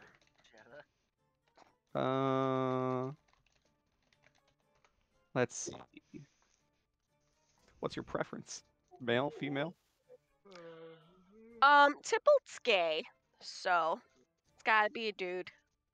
All right, dude. Any know, race in Out of particular? out of game, I know what I would do for hilarities purposes, but I'm not gonna tell you what it is until after you decide. Do Because you I want think me to? it's Do you want me hilarious. to pick a random race? Do it? No, I mean, yeah, that's up to you. Sure. Mhm. This one's funny. All he wants is the name. There's nothing to the race. Yeah, it's just a name. Be a surprise. It's John. All right. The name of your soulmate is.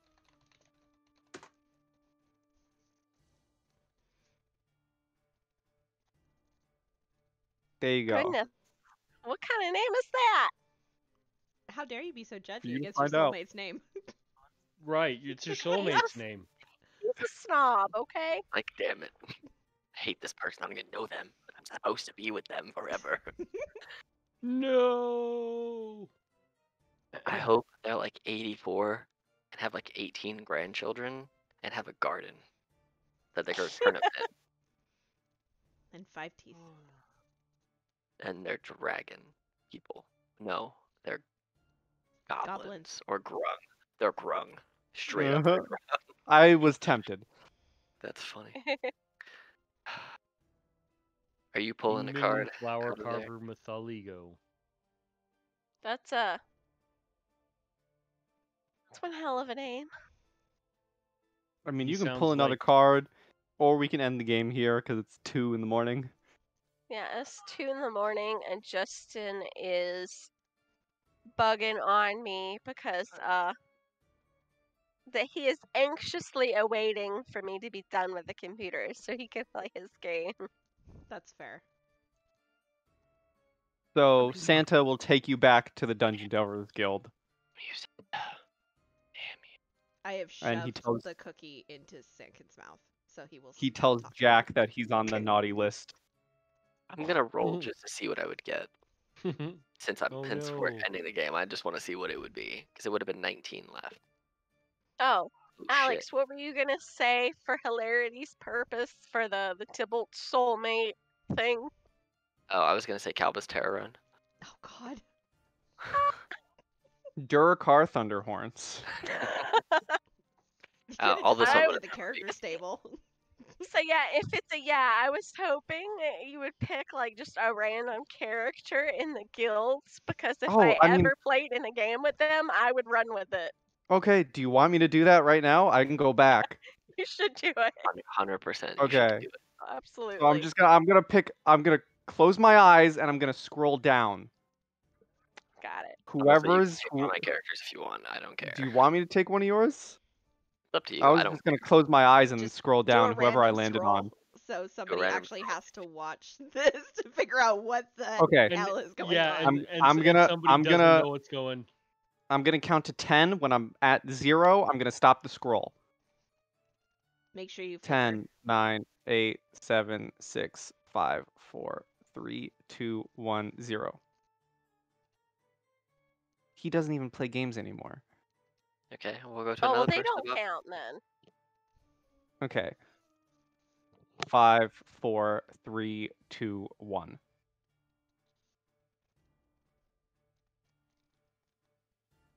Okay. I almost landed on myself. What's the name? Post it in the Roll20 chat. Do it. Then it doesn't have to be verbalized. It can be a secret. So Well, it's I landed on a campaign character. Oh, well, yeah, you that probably doesn't can. count. Well, Okay. guys, thanks for the game. It was really cool. Yeah, I'm glad you had fun. Yeah.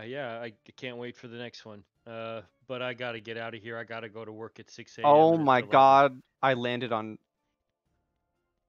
Have a good night. Yeah. Just type it in Good the night. chat. Do it. Type it in the chat. This will I be their landed on- person. Do it. Well, I landed on Morthos. Are you serious? For Are real? you dead Which serious? one? Which one? It can't be a campaign. Well, it would be his high level one. That's funny. Oh my god. Wow, Well, that's fitting. I went back So to the funny. top and I counted to 5 in my head and I landed on Cthulhu is Almighty. I don't think. You guys even playing games together? No, because he's so much higher level than Do you want me to scroll again? Here, why don't last time. Last time's the charm. Okay. 5, 4, 3, 2, 1, 0.